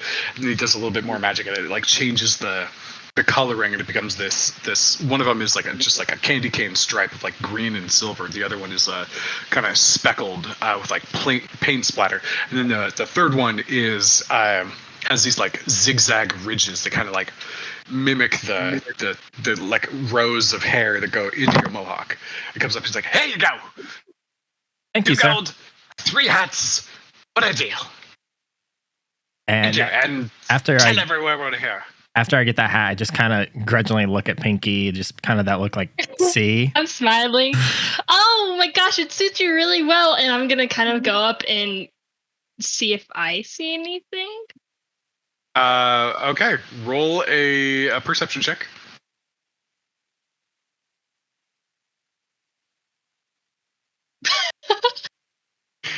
Nope. Cool. They kind of looks at you like, "Pinky, you found anything interesting lately? Any fun lost things?" It's been a pretty distracting day, so I haven't found anything yet. But I'm hoping for something really good to bring in today. The first day is always the worst. It always takes a moment to get the bearings. I understand. But hey, I just sold 3 hats. That's pretty good for a first day. Oh wow. And well, to one person. I don't usually sell 3 unless they're like. One time there was this 2-headed ogre. Then I got 2 for one person at the same time. Other than like, hey, here's a collection, but like, hey, put these both on your head right now. That doesn't get to happen very often. I was pretty excited. These guys that are talking, did you say they're gnomes? Yeah, 3 gnomes. One's a male, 2 are female, and the other one are in the back, and they look like they're in the process of like constructing the hats themselves. And it's like looks like an assembly line. Like one of them cuts the fabric, the other one like rolls the fabric and then kind of like stitches it together magically. Like she's got like this needle that she just like runs across the fabric without like actually stitching into it, and it seems to stitch kind of behind it. Okay. After their conversation, I want to chat with them. You want to what? After Pinky's conversation, I want to chat with him about something. Okay. Yeah. Yeah. Be like, anything else I can do for you? Yeah, actually, as I slightly glance over at Pinky. By any chance, and I'm doing this to just like smite her at this point. I've noticed. Did there happen to be a fella, green skin, kind of shorter stature, pass through here by any chance? No, I don't know where you're from, but from around here, you described a quarter of the people that work on the carnival. Fair enough. You seen how many goblins are around here? I mean, fair. By any chance, did any of them that you've seen not have the wings? And he'll point at his wings that he's wearing. Did he not have the wings? No, everybody has the wings. Let me see. So we call them sneakers. No, I can't say that I recall having seen any sneakers today. Can I insight check on him? Yeah.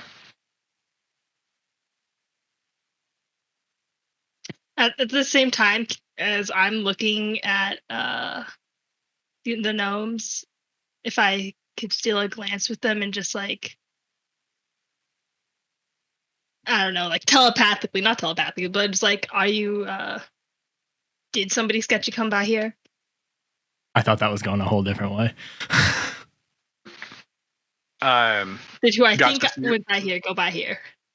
It's like, so yeah, insight wise, no, he's not being truthful. But he has noticed somebody without the wings on today.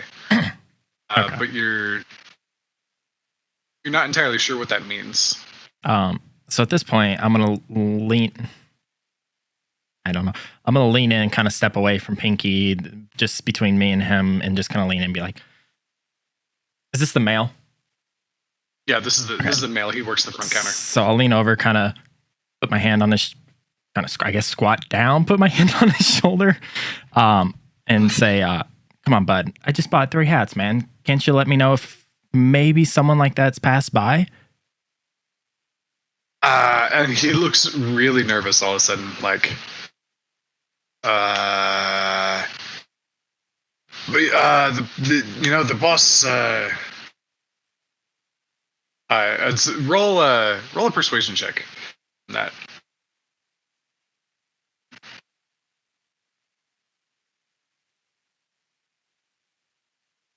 Sheesh, you with your high rolls today, man.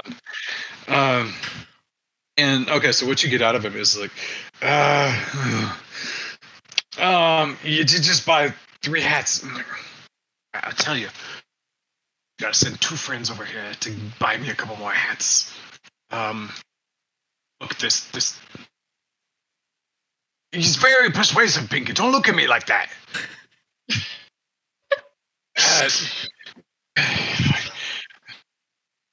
Some have special privilege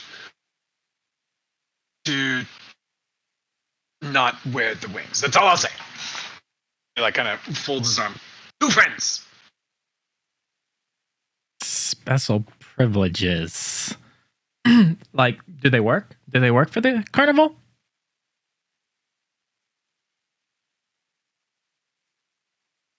Good. Okay. So, what are the other 2 doing? Do they see us having this conversation? Oh, they are like hardcore. Like, I'm not looking, but I'm absolutely listening to the latest gossip mode. They're like, and they like kind of stop moving, and like their heads are like kind of tilted, like trying to get better sound, like reception on their ears. Like, and as soon as you look up at them, okay. If getting that kind of insight, like on the environment, I'll just back off, and say, all right, I appreciate your help. I appreciate the hats. They are great. I'm gonna go ahead and go. And as I say that, I'm looking over at Pinky after I say, I'm gonna go ahead and go. bye. Bye, awesome. So I noticed a little while ago that you stopped near the food court. Would you like to go there? There's a lot of things there. There's great food. There's sometimes live performances. Yeah, let's walk and talk, because I've got some questions. Oh, wonderful. So we'll go ahead and start making our way that way. And as we do, I'll bring up the question. So I know it seems like you're not wanting to be on this topic, which is fine. Is there anybody here that works for the carnival that may have privileges that may keep them not wearing their wings? Maybe they're security and they don't want people to know they're security. Anything like that? I mean, there are people like me who already have wings, so due to that fact, we don't wear wings. But people who don't wear the wing, wow. There's no like staff that's fully authorized who doesn't wear wings. So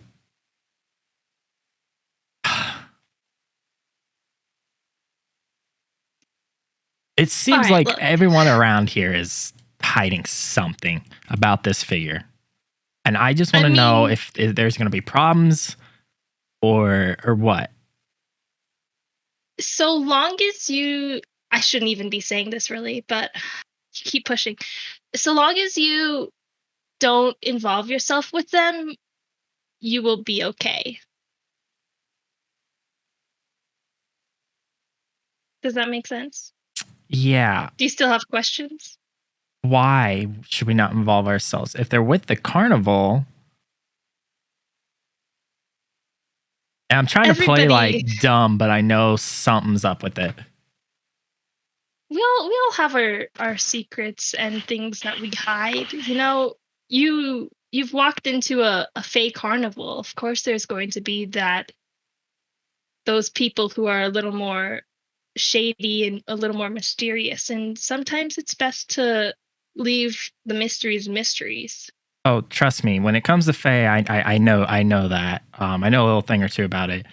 So the reason we've all have come here, we all feel like we've lost something, and I noticed in the conversation I had earlier with, I forgot his name, Morgan. What was the cat's name? Yeah, you're muted. You're muted. Again. Good, then you guys didn't hear me butcher the NPC's name. Yeah, I was gonna offer it to you, but I was like, I'm gonna butcher this so hard. Yeah, let me find it. I remember it's a weird name. Duralgon. Duralgon? Delagron. Yeah, him. Our previous conversation about losing something. The reason I'm curious and I've come here is to try to find that, like a lot of us. And I feel like possibly there's something about that cloak figure that may have my answers I'm looking for. So if there's any information, please, who he is, why he's here, why they're here, it'd be super helpful. At this point, like I'm stopping us right in front of the gate of the feasting orchard. And I'll lean into him and talk in Sylvan for this part. All that I can tell you is that us as staff have been told directly by the owners to avoid them.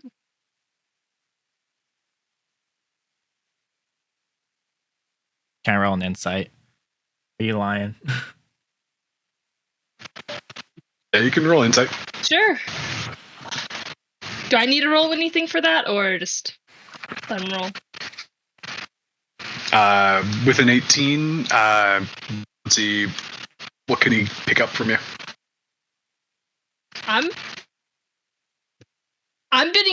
being pretty dang truthful, but it's like, in truthful, it's like, I shouldn't be telling you this information kind of truthful. So it's like, I'm being very sneakily truthful. Okay. As much as I can be. All right, one more question and we can go. Okay, wonderful. Metaphorically, what if somebody wanted to talk to these owners? Where could we find them? Where could we find them? They're in the. They have a wagon in the staff. Well, they'd most likely be in the staff area, but you'd have to be staffed to go back there, which I don't believe are. But you are. So, since I did say I wouldn't cause any problems, agreed after we hit the hat shop to continue on, have some fun. Maybe you could go tell him somebody wanted to talk to him. You did keep true to your promise, so I will go under the condition that you get 2 punches on your ticket. Okay, that's fair. All right. Shall we go to food? Yep. At about this time, with the other group, what are you guys doing? Are you guys sticking kind of down more in the south westerly area, or Carnival. Do any of you guys care about this mime and his lost wife? I mean, it's kind of a mystery. It's interesting. Do you want to go check it out? Can we get some drinks on the way? Of course. I was looking for Amish donuts, but I couldn't find any. Well, let's look. Okay.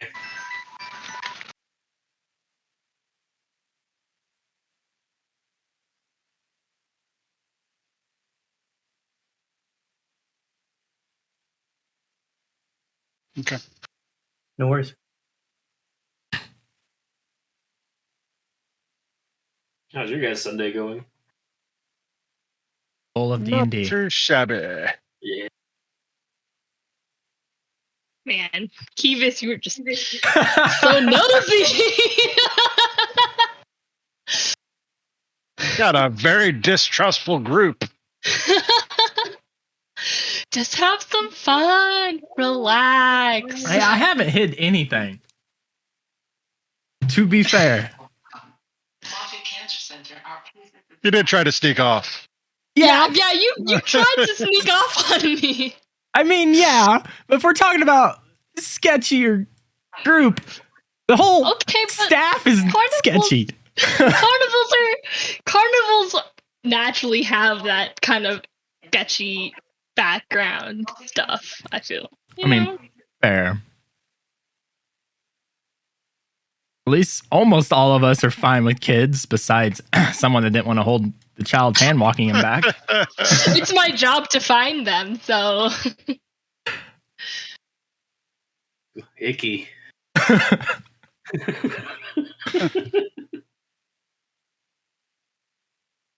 I will say though, the feast orchard would be a great area to find gossip. I'm already ahead of you on there. That's why I agreed to that. Yeah. I don't know, dude. I think that was a poor plan because I don't think they punch your card there. It's Yeah, just food. it's for food. It's just food. I thought you got punches for food too. I don't think so. I can give you punches if you want. You just exchange cards with each other. Just pull out my sword and start poking my card. You didn't say who had to punch it. Damn it, needed stupid punches in my card. I'm trying to out sneak a fucking rogue. You're trying to out sneak a rogue, but also I do have certain things that is gonna make it hard for you. I couldn't have been like Moose is the one with me. On the bright hand, you do have somebody who is a part of the carnival, so if you pushed hard enough. This is gonna backfire in my face. I can already tell. Yeah. It's Jason, when has anything that I've done in the campaign worked out? Hey, you have not set anything on fire yet. Yet. Yet is I have the a key torch. word. It could be creative.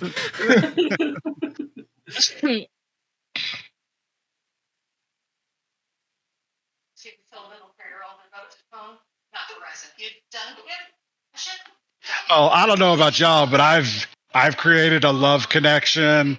You know, I'm just over here putting people together. Dude, I'm still Saving getting used to your lives. character. Saving lives, you know. I'm over here trying to not blow the entire cover.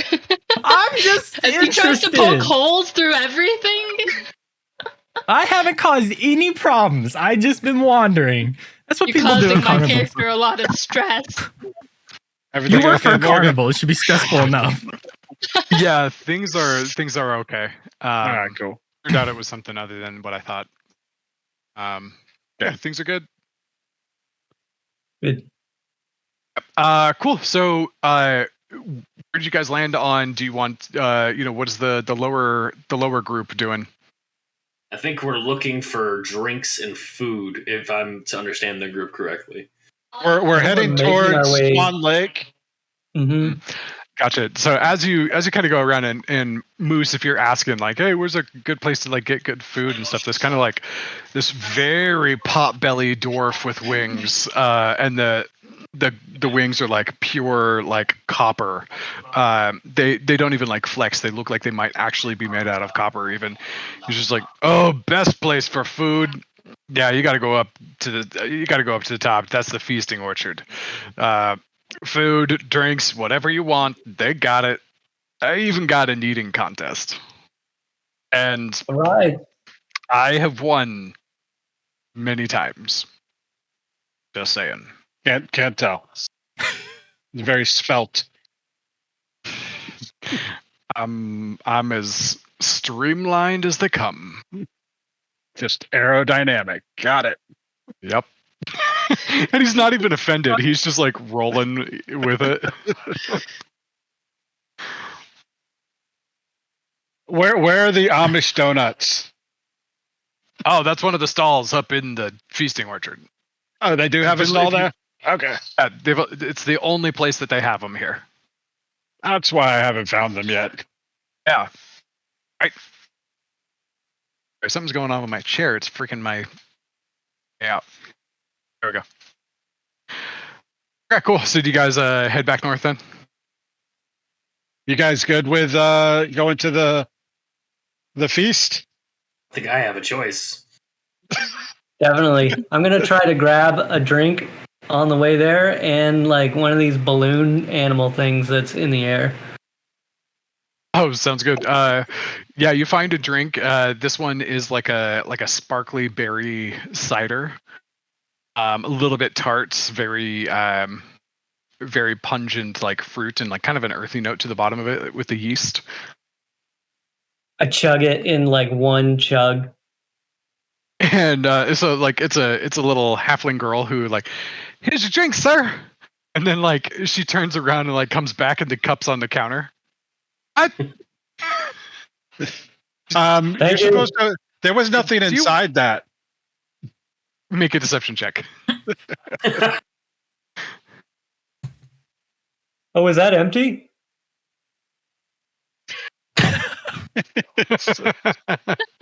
I can give you another one, but you'll have to pay for it. Ellsworth. Yes, master. Here you go. And he like throws down like a few silver pieces. And there's like a round of drinks that come over to you guys. It's pretty good. It's kind of a pungent, root flavor underneath the blackberry and like tart cherry flavors. I slam it. It's pretty good. It's no apple brandy. And at which point, your hair, the lady rabbit, she's like, Master Bane, you do know that you can take more than one gulp of a drink, yes? Life's short. So are you. As you frequently remind me, sir. Thank you. Can you hear me down there? And I make my voice really loud. And she like curls up and like holds her big rabbit ears. It's like, yes, I can. They're not for decoration. Hey, Bane, can you hear me? And I get even louder. Or, and Barge, I mean. Barge is just like,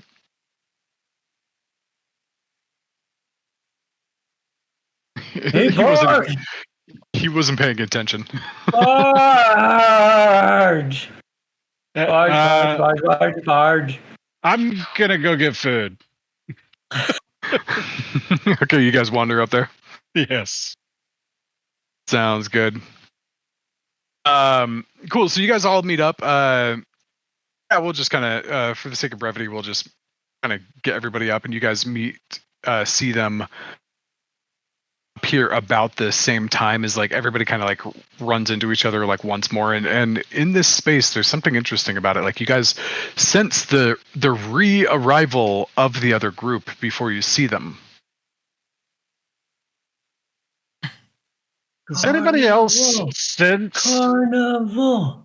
Carnival! Carnival! Carnival! Moose. Yeah. Looking over at Moose, is he visibly drunk right now? Roll a I think- Constitution check, Moose.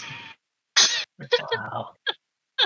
So while they're doing that, I'm gonna look over at Pinky and be like, "And you thought I was the one that was gonna cause problems?"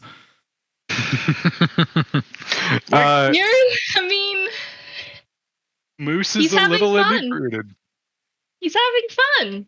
As long as no one's getting hurt, I don't see a problem with having fun. I get the punch at the next ride. Keep that saying you just said next time you confront me about that. Yep. Where did All you right, get so you- those hats? Wait, who just said that? I did. Where'd you get the hats? Oh, I didn't tell you about the okay. I only told Pinky about the figure, right? I remember right. Yeah. All I know is about the hats you have on your head. Okay. That's all I know. Yep, his antlers both have like tiny hats, and then he's got like one big, more like a long hat down the center. Yeah. So actually, I'm going to take one of the hats and put it on Eli. Like, here, how about this? Hey, It's gonna cover his entire face. it's normal for my attire, to be honest. Let's be clear. Yep. All right, and as you guys you turn into the park and you start to smell all these delicious mix of foods, and like music and mirth just radiates from outside here. There's several different types of like live instrumentals going on. There's flowers and honey and mead, berry pie, shepherd's pie, everything, things that are fried, things that are baked. It is just glorious. There are stilt walkers who roam around the edges of the trees and pluck fruit from the trees there are, and then take them back to the cooks, or like drop them down onto people's tables so they can enjoy them, and people bite into them, and there's just juice overflows, and they're just elated with delicious feelings.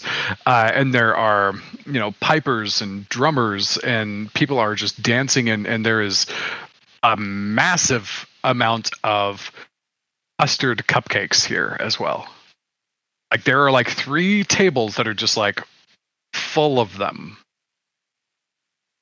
What do you guys do? Question. In the Maybe one of beginning, those- did food get you punches on your card? No, food doesn't. Food and beverages. Attractions and games. I told you that. I know. I'm just gonna lean over to him and be like, if you're really that desperate to get punches, there is, I do believe, an eating competition here. He's a half elf. Hey, just saying. I'm a fairy. I'll She join says you. that he kind of gets this look on his face, debating it. That just kind of where it sits. It'd Yep, be and you see this this very, very short rabbit in a chef's hat, with like the hat like comes over and like basically covers his eyes, and you're not sure like where he's looking or even if he has eyes, but he's very, very round, and he jumps up on the stage and's like, "Hello everybody, it is," and he checks like a timepiece that he has. Oh, we've been open for 1 hour and 13 minutes. That is precisely on time for the next eating contest. Come on. All right.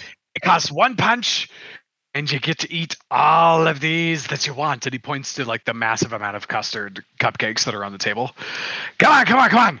Come over, enjoy your cupcakes. Let's see who lasts until the end. I'm eating cupcakes. I'm doing this as well. This is 100%. Yeah. I turn around, look at Pinky, and be like, I hate this, and just walks over and he's gonna do it. Okay, so punch. All of you guys get a punch out of your cards. Cool. So there are actually rules for this. So in 60 seconds, he's explaining this. 60 seconds. Let's see who can eat the most cupcakes without passing out. And that's the rules. Them's the stuff. Don't mess with anybody else. Just focus on your own food. You'll be fine. Your mark, get set. Ow! And so basically, it takes 3 seconds to eat a cupcake. You can eat as many cupcakes as your is 3 plus your Constitution modifier. If you go beyond that, then you have to start making Constitution saves. Oh, I'm in. Oh no. Okay. And I think Pinky has just hyped this all up, but realistically, she's like kind of wandered off and is listening to the local gossip. So 3. Wait, 3 do I notice plus her wander off? the- I mean, discreetly wandering off. So it's 3 plus your con modifier is standard. You can do that without trying, right? Mm-hmm. And then con saves after that. All right, let's do it. Why do I feel like your in? con Not in? modifier is very high? I'm like off to the side, not in, but watching them, but listening to other things. Oh, so you're not actually like walking away. Yeah, no. I'm watching you guys. I'm just at a distance watching you guys. I just want to point out while I'm doing this, I'd look over and just give her the death stare I smile right as I'm back. stuffing my face with cupcakes. All right, let's do it. Okay, so round 1, and you guys keep track of your own like Constitution modifiers and whatnot. Okay, and I've got 3 NPCs because that's how many D20s I have. Oh, nope, that's a lie. I have 4 NPCs. I have 4 D20s at the moment. Okay, so the kind of chubby rabbit, he says, "All right, your mark, that's it. What are you waiting for? Eat!" And you guys all start stuffing your faces. 3 seconds go by, everybody gets a cupcake, and then 3 seconds. So it's about a minute. It's a minute and a half in. You guys have all eaten about 3 cupcakes so far. The next minute comes. Does anybody need to roll a Constitution modifier? Because I have a con mod of 0. Nope. Or con roll. Oh, okay, cool. So that one goes. The 4th cupcake, 5th cupcake. Anybody need to roll a Constitution save? Nope. Okay. The 6th What's everybody cupcake. on? Everybody have really high con here. Okay. So the 6th cupcake. Who needs to roll a Constitution save? There's no way that everybody has a +3. I have a +3. I do. Okay. Oh, come on. All right, Moose, you're fine. I'm dead. Kevis, you're fine. Oh, yay! Wow. Okay. Next round, Constitution save.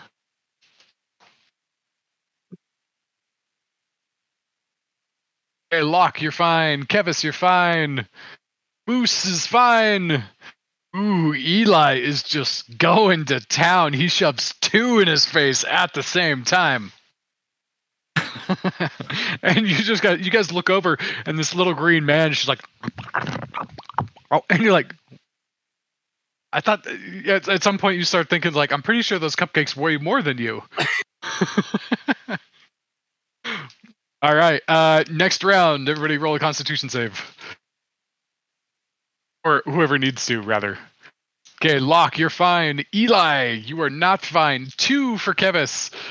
Wow, that was wild. And Moose, you're fine. So Eli, you take let me see here. There's the right dice. You take 7 points of custard damage. What? Wow.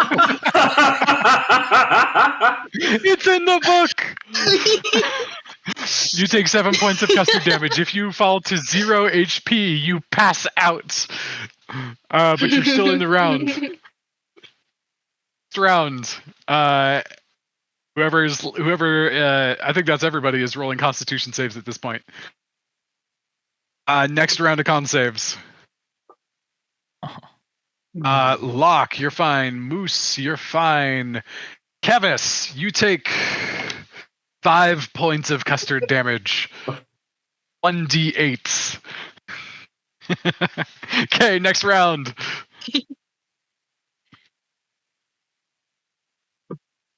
Locke is alright. Eli's fine. Moose is fine. Ooh, Kevis. Kevis is done. You take 2d8 custard damage. That is 7. I'm out. Followed by an 8. I'm out. You guys. I'm just you guys really see this? enjoying this. Yep, you guys see Kevis like start to slow down after whatever that was, like the 8th cupcake. Just.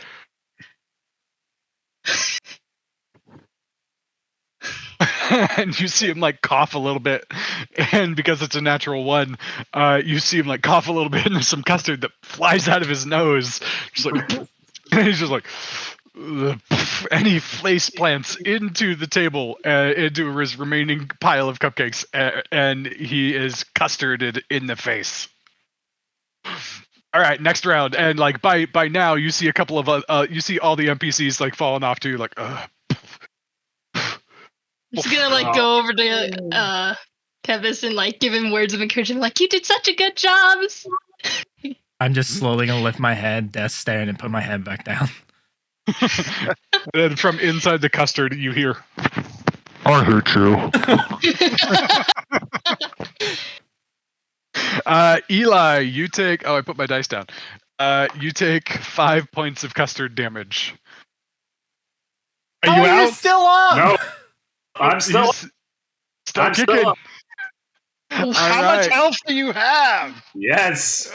All right, next round. Roll your Constitution saves. Oh, Jesus. Can I give myself guidance? Yes, you can. Is guidance for saves or just skill checks? It's just skill checks, I think. Yeah, it's just ability checks. You're right. Okay, cool. So all of you are doing all right. The 3 of you are starting to slow down a little bit. For the next, okay, next round is that Bane's current round or was that last one? That was That's the current round.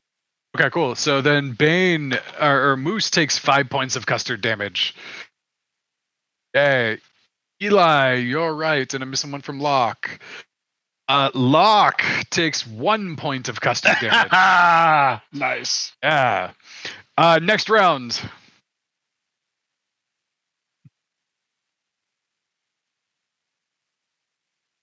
All right.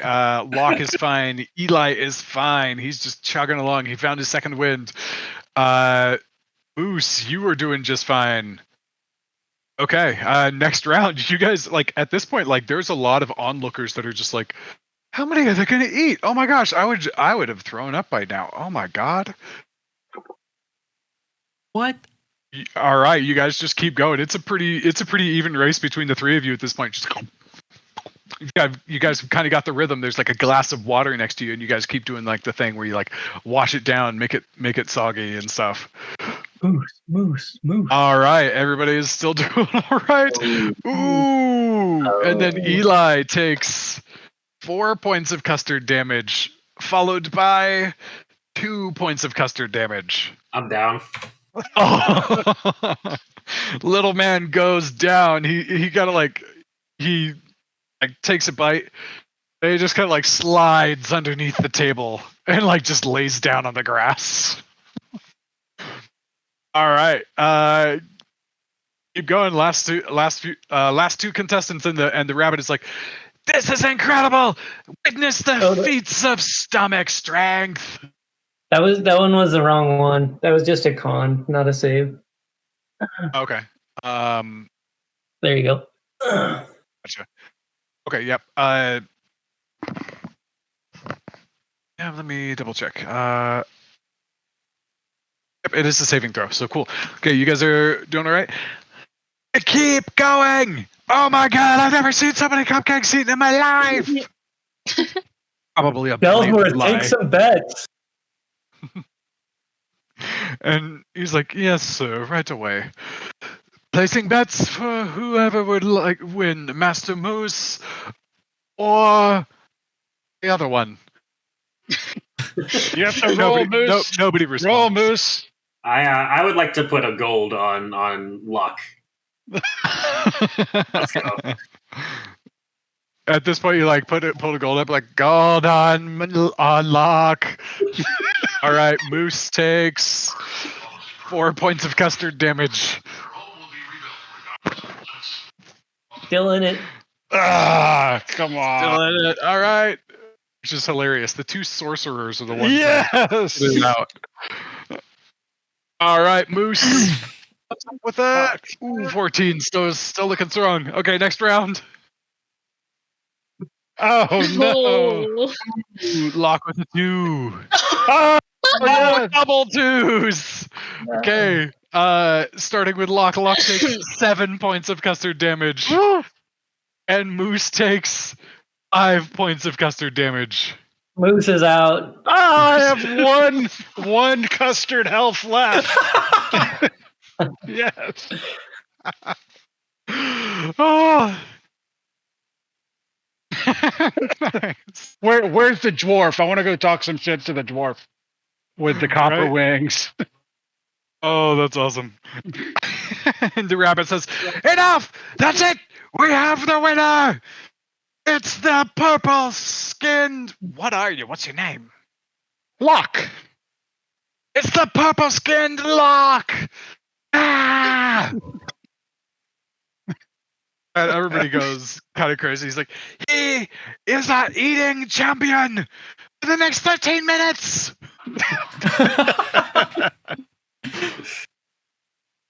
And then like the rabbit comes by and like slaps all of you on the back, like, "Good job, good job, good job, good job." And as he does, you guys feel your custard damage disappear. Hey. And for you, Master Lock, this one is special. And he hands you like a little box, like a pastry box, and like, "Eat this if you ever need to get away from something that's chasing you." All right. And he gives you a cupcake of invisibility. Ooh. I'll take it. Very nice. You got to eat the whole cupcake to make it work.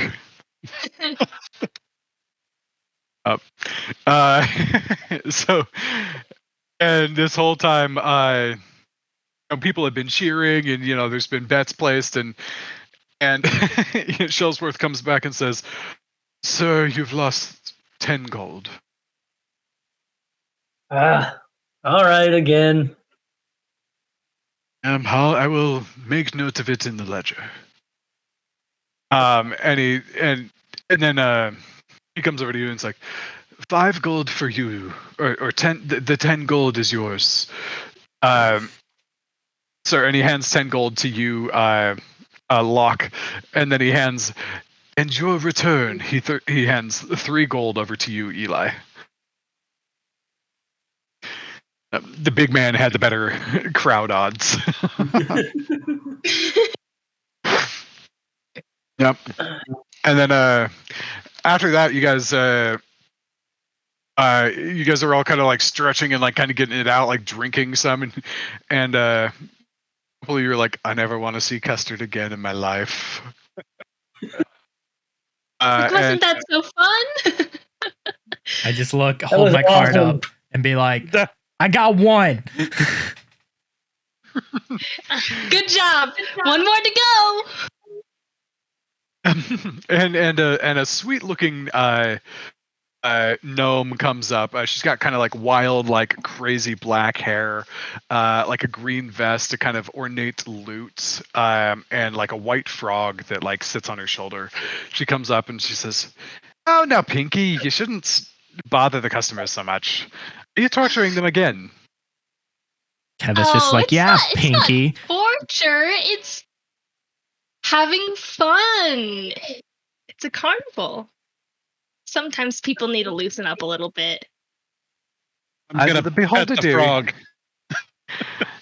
And as you do, the frog like kind of stares at you unblinking and like kind of licks like around its head, like touches your hand.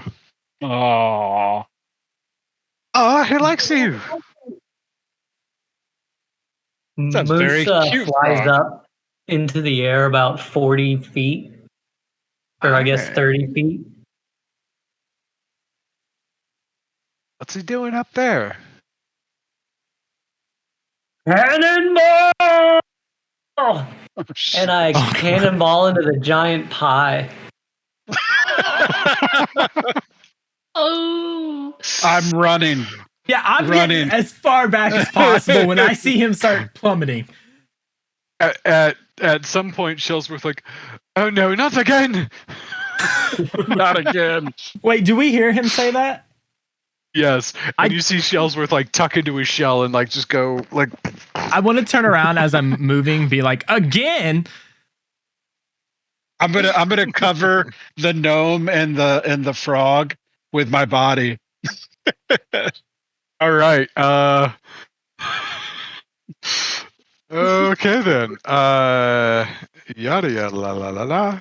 Okay, you dive bomb into the pie, and take 2d6 bludgeoning damage for fall damage, but it's cushioned by the pie. So Yeah. I'll reduce it by half. So get him, ball! And the pie just bursts. And like everybody around just gets utterly splattered with pie, and like some people are like, "Oh, I thought that was a decoration." I No, did but too. It's a real pie, and there is now like cherries and like red berries just splattered over everyone, and like there's this stunned moment where everybody's just like looking at what just happened, like their front sides or their back sides are just like utterly covered, and they all look up to see like what happened to the pie, and they see this like large like winged form stand up out of it. Yeah. While that happens, Carnival! Yeah! I Like go back everybody over to starts to go Kelvin. wild. It's It- just right. Yeah, I think you're right. He's gonna be a handful.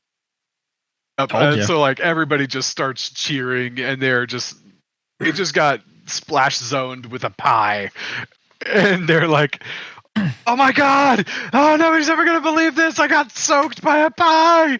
Oh, holy cow! This piece of crust is the size of your head!" while everyone's freaking out about that, I want to take a look around and see if I possibly see that figure again. Roll a perception check at disadvantage as you Aw. wipe pie juice off of your face.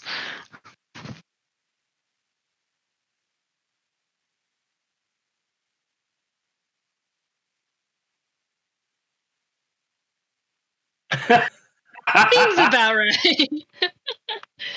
Are you kidding me? Wow! Oh my Legend. god. Oh. Some things are just meant to be. The fact that we're recording that too. Yeah. Morgan's like, I'm gonna be nice and allow you to have advantage. Ugh. No, I said disadvantage, so It's the even same worse. thing regardless. Right? No, yeah, you're right. You know what? Quite and I changed my mind. You can have advantage on this one. Thanks. Okay, so you're like kind of looking around. You're like, oh, this is a good time. Oh, the rhubarb. Oh, it stings. Oh. Oh. So no go. I just see pie. I'd like to take my finger and take a big old glob off of Locke and taste it. Tastes purple. Purple. Yeah, there we go. The gnome is safe though, and the white frog is still white, right? Yeah, and then the frog like takes his tongue up and like starts licking the side of your face too. I'm just like, oh, thank you for that. Oh, how exciting! Like, oh my, you lots are quite the trip. Eliwick Tumblestrom, at your service, local bard and witnesser of ridiculous food antics, apparently. Nice to meet you all. I don't think I've ever seen a cannonball into a pie. So interesting. That's my second. And he comes and Shellsworth comes out of his shell. He's like, it's a reoccurring theme. Puts the cooks into overtime back at the manor, and sometimes it's simply for moments like this. And he looks very wary all of a sudden. And the chef kind of comes out of the keg from the backside. It's like, what happened to my pie? He happened. Yeah, I just want to point up at him. Nothing said, just point at him. Moose! Berries! It was a berry pie, not a moose pie. I'll allow it. I'll allow it. And there's a couple of like goblins that are kind of like looking in. They look like a little bit tougher. Like their wings are like bright and colorful, which is like a direct contrast to their like kind of scowl. They're like, and you're like, and he's like, it's fine. It's all like, I get to eat it now, right? That's the best part. And he like takes up like a big pile of crust that's got like some goop on it. It's just like, ow. And the goblins are like, oh, okay. And they kind of like wander off. You get the sense there is like a sort of security here as well. Okay. Yeah. As you can see, I have a pretty rambunctious group with me. Do you have any recommendations of where I could take them that they might cause a little less trouble? That provides punches. Trouble. Chaos. We'll call it delightful chaos. Sure. Right. Well, first of all, you all look rather sticky. So go beyond the carousel, take a dip in the lake, and you'll be right as rain. I'm gonna jump in the lazy river. Yes. Well, ta-ta. I'll see you again soon. Bye. So I would make my way there, but I would crouch by the river and wash off all the pie. Kind of similar I would do back in the woods. Yep. So you guys can all go over and just like start rinsing yourselves. I'm jumping in. Jumping into it. You see Eli just jump in and he just goes bonk. And you're like, What do you do? is he okay? Just gonna look over. Eli, can you swim? Give me an athletics check for swimming. And say, is your head come up out of the water? Oh, I thought It's deeper than that. Oh no. Okay. Hey! Oh my gosh. Yes. Backstrokes. I hope everybody witnesses the math right there. the -3. -3 on the natural 20. Damn, yours is worse than mine. Hey! Yes. I can't Yes, say it much. is. Mine's bad too, though. Barely. Yeah. Oh, yep. So he jumps into the water and you're like, is he okay? And you like go and look and he actually like, he pops up like 20 feet downstream. He just pops up. He's just like, yeah. So you guys all take a chance to like dry off and such. Guys, look. There's the carousel right there, right next to us. should all go on this ride. Oh no, I want to go in the Silver Song Lake. Oh, you want to go there? Yeah. I think that is just as good of an idea. Any objections? Where do the rest of you guys want to go? I want to go where Locke goes. Wherever the party goes. Wherever they give a punch in my card.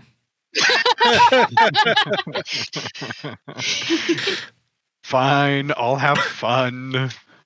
And it's not like he's not wanting to not have fun. He's just a whole different mindset. Right. Just think of it this way. You're gonna have memories that will stay with you forever. No, trust me, I know memories. And starts to walk off. Yep. All right, so it takes you guys a couple of minutes to weave over there, but you do, no problem. Oh my, that's cool. I have a full size. I just realized I have a full size version of the map that I'm showing you guys Nice. in the back of the book. I didn't know that yet. Okay, so as you guys get over there, there's a swarm of people that are just like crowded around the lake. Like some of them are like perched up on top of rocks. Some of them are like at the edge of the pier, just like dipping their toes in. Some of them are like, most of them are just standing around the lake, like they're all just waiting for something. I'd like to look around for a lone woman. Roll a perception check. Moose, are you in Yeah, is the he lake? on a goose Can I get on a swan? or swan? No, the swans are not there at the moment. You're just Okay. looking for a lone woman. Yes. Okay. There seem to be three of them. Three women, like somewhere within this crowd that like they just kind of, I don't seem to be moving with a group. And there are one's a Goliath, one is looks to be like a half orc, and the other one is a human. They just all seem to be going about and kind of like enjoying their time here. They don't seem to be really talking to anybody.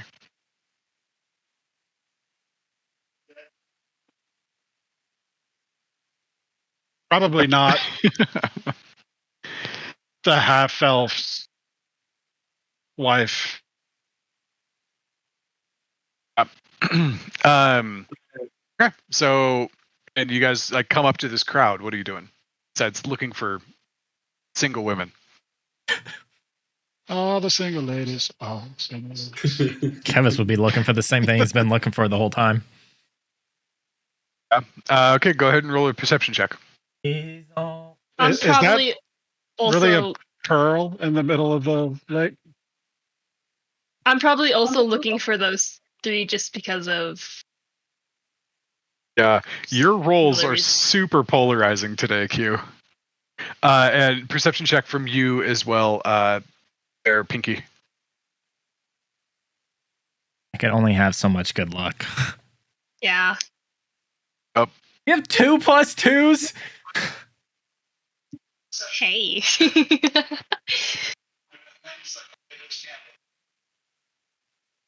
Oh, that's why I couldn't find it. Gotcha. Okay, so as you guys come up, you hear people like talking, and they're all excited, and one of them's like, "Shh, it's about to start. You don't want to ruin it. Don't. Shh." It's just like, listen.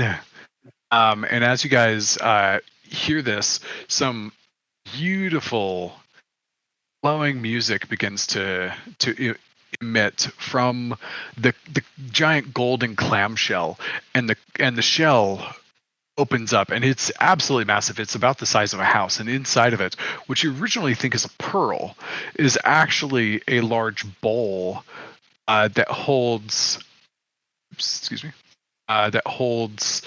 water, and you see something fish-like beginning to swirl around in the bowl itself.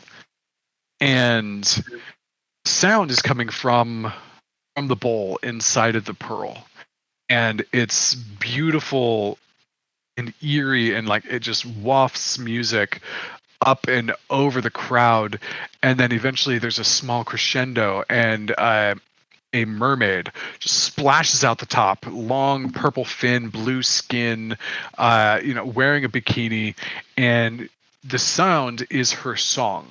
She begins to sing and serenade the crowd, and it is utterly beautiful. It captivates everybody on the lakeshore. Everybody is absolutely just quiet, and she comes out of the water and she moves her hands, and the water itself begins to raise up and become figures like ballerinas dancing, or just swirling tendrils of water that loop impossibly and then flow back into the lake around her.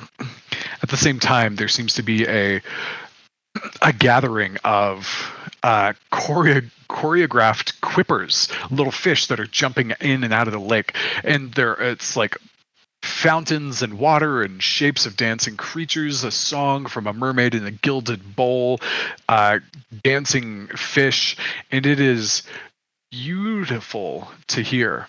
You hear, I've heard better from my grandmother. What is your problem? And from somewhere in the crowd, and the mermaid just continues going on, singing in a very brilliant, beautiful way, and it captures you. You begin to remind yourself of moments of clarity, calm, strife, all in this same song. There's a variety of emotions that are handled or are being presented here, and from a different spot in the crowd is, oh, why am I here? This hurts my ears. Oh my God, make it stop. And there's a couple of people that start looking around like, oh my God, they're being so rude. And the song continues. It's like the mermaid hears what's being said, but she's professional. She carries on, and the fountains, the streams of water all kind of like curl up into like a spiral around her bowl and come out like a flower, like blooming out, like reaching petals, and they all start dripping, and like they're rather large drops, and the drops fall in time with the song to little splashes,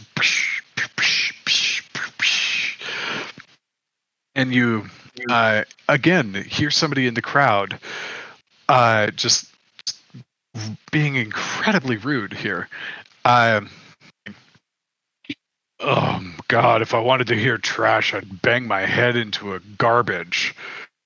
And at that, the mermaid hears it, and she the water flutters, and it just falls, and her hand goes over her chest, and she just looks struck and incredibly hurt, and she dives out of the bowl into the lake and swims along towards the east, just wailing and crying, or excuse me, the west, wailing and crying the whole time.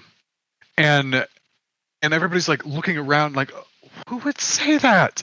And like the crowd is hurt and like, oh, it was so beautiful.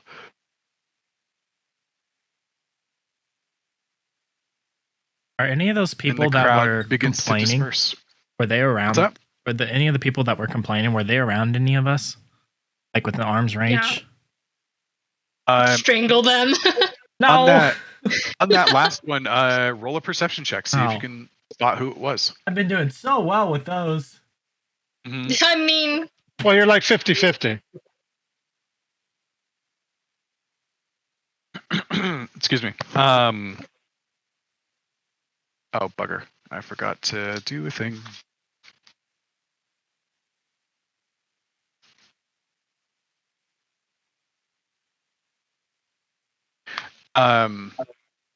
So you look around, and as you're scanning for people, you don't see anyone. You're not sure who it came from, and you're looking for 3 different people, and you don't see anybody with like a sour look on their face or anything like that. They don't seem.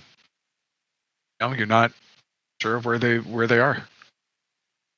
Okay. No, and like there are some in the crowd that are looking like pretty like grumpy in the face, like mad for the same reason that you're mad. Like they just interrupted something beautiful, and they're like, man, if I get my hands on that person, I'm gonna strangle them. Like who were they? Oh, how could you hear that and think that was bad? That was amazing.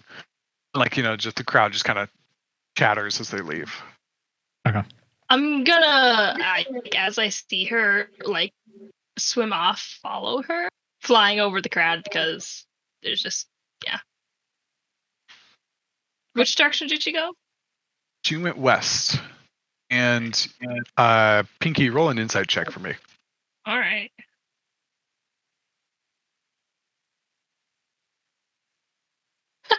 Oh, it was almost so good. You've never seen her. Her name is Palasha, and there's a sign that says Palasha, the singing mermaid. You've never seen her act like this before. She can usually. There's occasionally like a heckler or two, but this one seemed to have gotten to her particularly hard. And so you're not sure. Yeah. You don't have any frame of reference for this particular behavior of hers. Can I look for anybody that seems like they were like that works there? That like was this one of the events that you would have to attend to get a punch, or could people just walk up? No, this one was free. There's nobody like walking around, like looking around, like punching tickets for this one. This one seems to be like some sort of timed event that just happens. Cool. You and your ticket, man. You put this on me. So, is Paula in the staff area? Yeah. Is who? Palasha? Palasha? Oh yeah, you do know that the staff area is that direction. Yeah. But roll a perception check to try to like keep track of her, like visually, as she's fleeing. Oh boy, haven't been rolling super well. At least you're consistent. At No, least it's consistently low. she's like, as soon as she's in the water, her blue skin against the blue water, it's hard to keep track of her, and she is swift. Just like you're like. You're not sure where she went at this point. And it's not a small river either. It's like 15, 20 feet wide. And she can stay down there for hours if she wants to. Mm-hmm. So no ideas yet on that one. So I'm just gonna sit down near the staff river, sit down, fold my legs with my flute, and start playing a song. Okay. Roll a performance check. Oh boy. Please don't screw me over. A. 19. Okay. You start playing. It's a kind of a happy, or what kind of a song is it? It's like a very soothing, kind of a little bit melancholy. Gotcha. Okay. And then the rest of you guys, what are you up to? You just saw this mermaid flee. Pinky rushes after her without a word. I'm going to go to the Hall of Illusions. Okay, so you're going to track yourself back there. Anybody else? I'm going to go to the big top. Oh, you're to the One big of the top. big top. Okay. And how about you, Moose? I'm gonna, I guess, follow to at least a big top, and then probably be indecisive and just stand outside. But I also would like to see if my pants are holding up, because I'd given my button away earlier. I was just going to say, you're having a really hard time because you got your pants wet when you were washing them off, and you're doing that thing where like constantly like having to like hike them up, and like you're like kind of holding the front of your pants like as you're walking. And with that note, we're gonna go ahead and end today's session on the image of Moose walking around losing his pants. That sounds about right, actually. I just ordered a new belt. Shellsworth just put it on Amazon for you. It's on its way. Oh, not again. Oh, all right. Well, thanks guys for joining me on that and kind of playing through a make-believe carnival with me. I appreciate that very much. This is one of the things that I'm gonna start doing.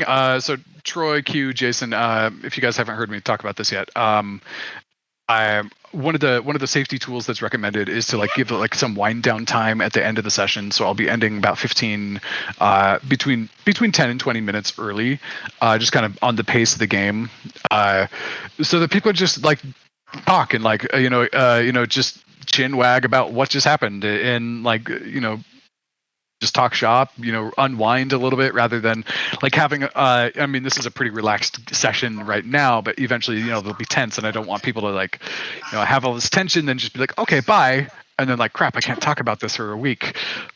So how'd it go for you guys? This is something very new for me, running a map or running a several sessions off of just one image. It's a lot more theater of the mind that I'm used to, and I think my existing players can attest to that. How'd it go? I liked it. Besides being bullied to have fun, but It's a carnival. Right, I feel like you two are brother sister, badgering each other. The way that characters develop sometimes is pretty interesting. of course, the one that's picking at me is a fairy. Of course it is. And of course it's the you're the one person that doesn't want to have fun at a Fae carnival. Right. Yeah, come on now. And you're of course the one who had to see me was a rogue. I'm Sorry. just crossing my fingers. Moose was like, "Oh, maybe I'll follow him," and only Moose. Right. I mean, I'm having fun with this. I think you guys have come up with some really good characters. And Mike, you and I will dive into more of what makes Eli tick, and whatnot. But I think for a 45-minute character rush job, you did very well. So Thank you. Good on you, man. Mm-hmm. I'm looking forward to that quite a bit. Likewise. This was very fun. Yeah. Well, cool. Anything else you guys want to chat about? This is your time. I'm available to just chit chat. Questions about D&D, the game, level ups. Any sort of questions or mechanics you guys want to cover in this time. That's totally fine by me too.